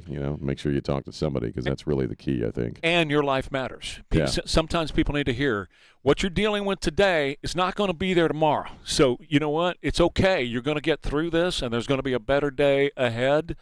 So just get through today and tell somebody where you are and what you're dealing with, and let them help you. Let me tell you about my friends over at River City Oral Surgery. River City Oral Surgery.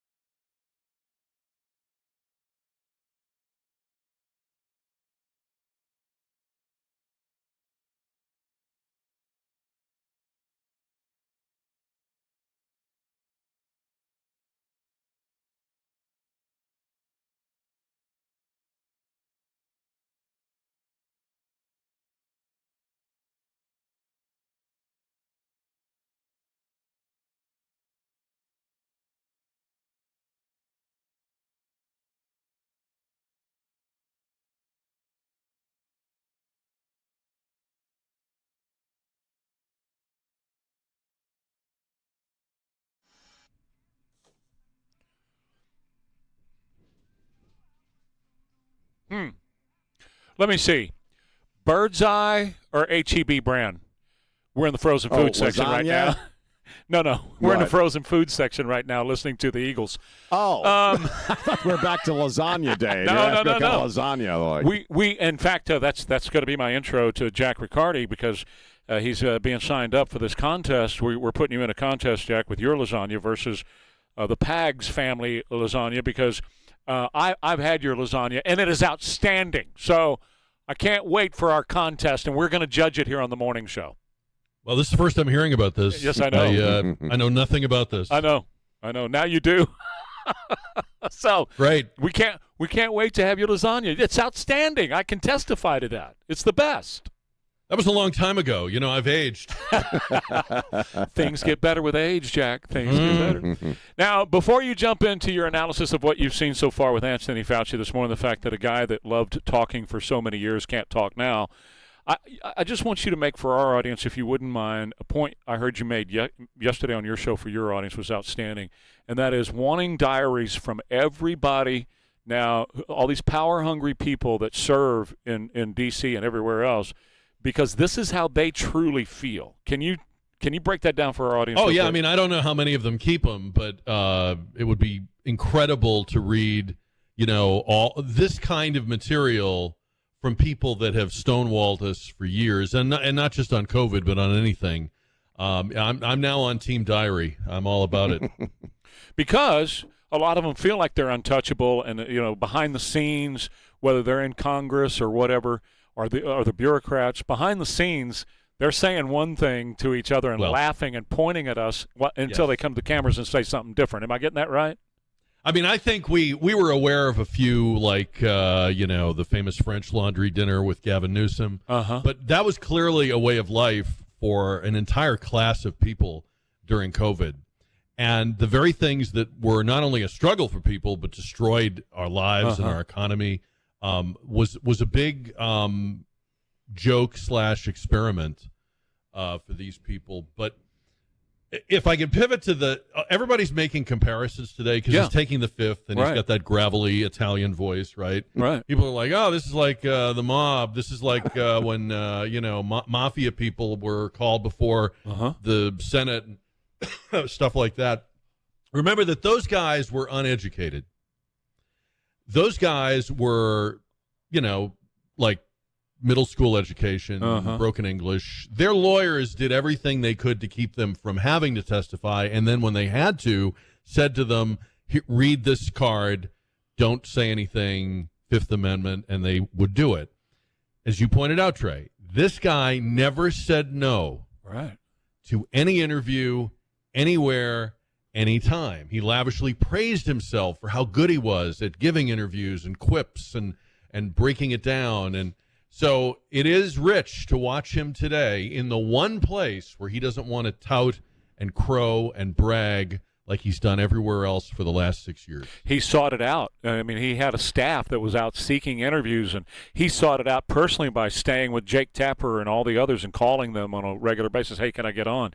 And now today he doesn't want to talk. And when you say he's educated, maybe he does understand that he is in trouble, as Bernie Moreno said a minute ago, using a different word. Yeah, I really wonder if he is. I don't know. And that's one of the questions, obviously, we're going to delve into today. I mean, he's in trouble morally, and he's in trouble with the ultimate judge, but I feel like he's gotten away with it. He's got the money. He's got the cult. By the way, I think even more interesting than the Republican attacks on him today, which were very effective and incisive, did you hear the tone in the voices of these Democrat senators? Some of them, yes. They sound like they're addressing their monarch. They did everything but kneel, get up off the dais and kneel. There's a reverence that you would normally expect for like a ceremonial, I don't know, just very humble. We thank you. And we appreciate you. I played the sound over and over this morning of Julia Roberts on her podcast back when it was going on. And she's talking about the greatest man in the world is about to appear on the podcast, and he steps into the camera, and she literally goes, oh my God, I can't believe this. And that's what you're talking about, Jack, right there. That kind of reaction. Is that? But I mean, Julia Roberts calls herself an actress. These people are actors. Yeah. They may be better actors than her. Well, because I don't think it's just that they really feel that way. Yeah. I was trying to figure out, like,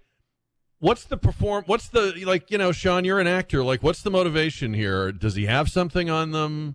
Are they competing to see who can look the most obsequious? Like, what's the motivation for these guys? Are they method actors? I don't know. Well, they are. They're crappy ones. I was going to say that, they invested so much in this guy back in the day that to me it feels like they can't back 1 inch away from. It's like climate change. It's like the trans stuff. It's like anything else. They can't back 1 inch away from any of this because they've invested too much of who they are in this. Same thing with him. They've got to revere him even though they know all this crap is true, even though they probably in their own heads know this guy is a piece of crap, just like they know you can't just think yourself into another gender. But it's the Orwellian nightmare, right? You have to act like this guy still is everything you said he was, or it indicts you. You indict yourself. And that raises that's a good point, and that raises another question. Why not answer their questions? Well, I know. What's he got to fear? They're your from them? allies. Right. That's an excellent point. They're not trapping you. Right. Why can't you? Why are you invoking the fifth with them too? It does have the feel of those RFK mob hearings way back in the day, where you get all these guys and they wouldn't answer. They just say the same thing over and over again. Keep the sunglasses on. Keep the sunglasses on. Right. But again, that's because they really were apt to say something with their lack of formal education or poor English. They really were apt to say something that would incriminate them. That's not the case here. No. And if he really believed what he was telling us all those years, he would be talking right now. He'd want to tell you. Absolutely. Right. So we know he was full of crap and BS during that whole time. And we can say this true statement over and over again. Fauci lied and people died. That is a fact. Due to exactly what the man did, people, and it's a direct thing, people died. He don't care. Period. No, he doesn't care. I'm not saying he cares. There's what not I'm saying is he's responsible for deaths worldwide. That man right there. Yeah. Rand Paul did a great job of just keeping himself under control. I couldn't do it. I love tossing the attorney out the way he did. Finally. Yes. Because normally they don't. Yeah. Normally they'll let him get away with whatever they want to get away with. But he said, "You're out." See. I love. I'm sorry. That guy looked like he was Joe Pesci's attorney in Goodfellas. Well, that was terrible. You can't find somebody that looks a little more, I don't know, not guilty. But that's exactly what Bernie Moreno said, right? Bernie said this is the when you're in trouble or deep right, if you have this guy, this is who you call. Right. Yeah. He got him off a bus bench. Off the bus himself. I'm sorry, Your Honor, but my other suit is at the dry cleaners. Exactly. I'm here with Mr. Fauci. How do you know it was a 1964 Pontiac? That was pretty good. I do think Moreno properly used the F-bomb. I think that was a very powerful. It's one of my favorite words. I think he properly slung that word. You are profane. Can you guys do a Fauci impression? Can either of you do a Fauci? I was trying to do one yesterday. I am Fauci right now, and Fauci is science, and science is Fauci. Trey, go ahead. Because there's a little bit of Bernie and there's a little bit of Danny DeVito, right? It's like a mixture of both. Yeah, with the slight accent. I don't care to do him. You've been doing him all morning. Oh, yeah, but it's just, it's not good. So. Well, Jack, I know we're going to have a wonderful 60 minutes in the next hour because... Or however long we're on the air. Oh, they are mowing outside. I just, so be aware. On mow day around here, Jack does about 13 minutes of the show. Right. Love you.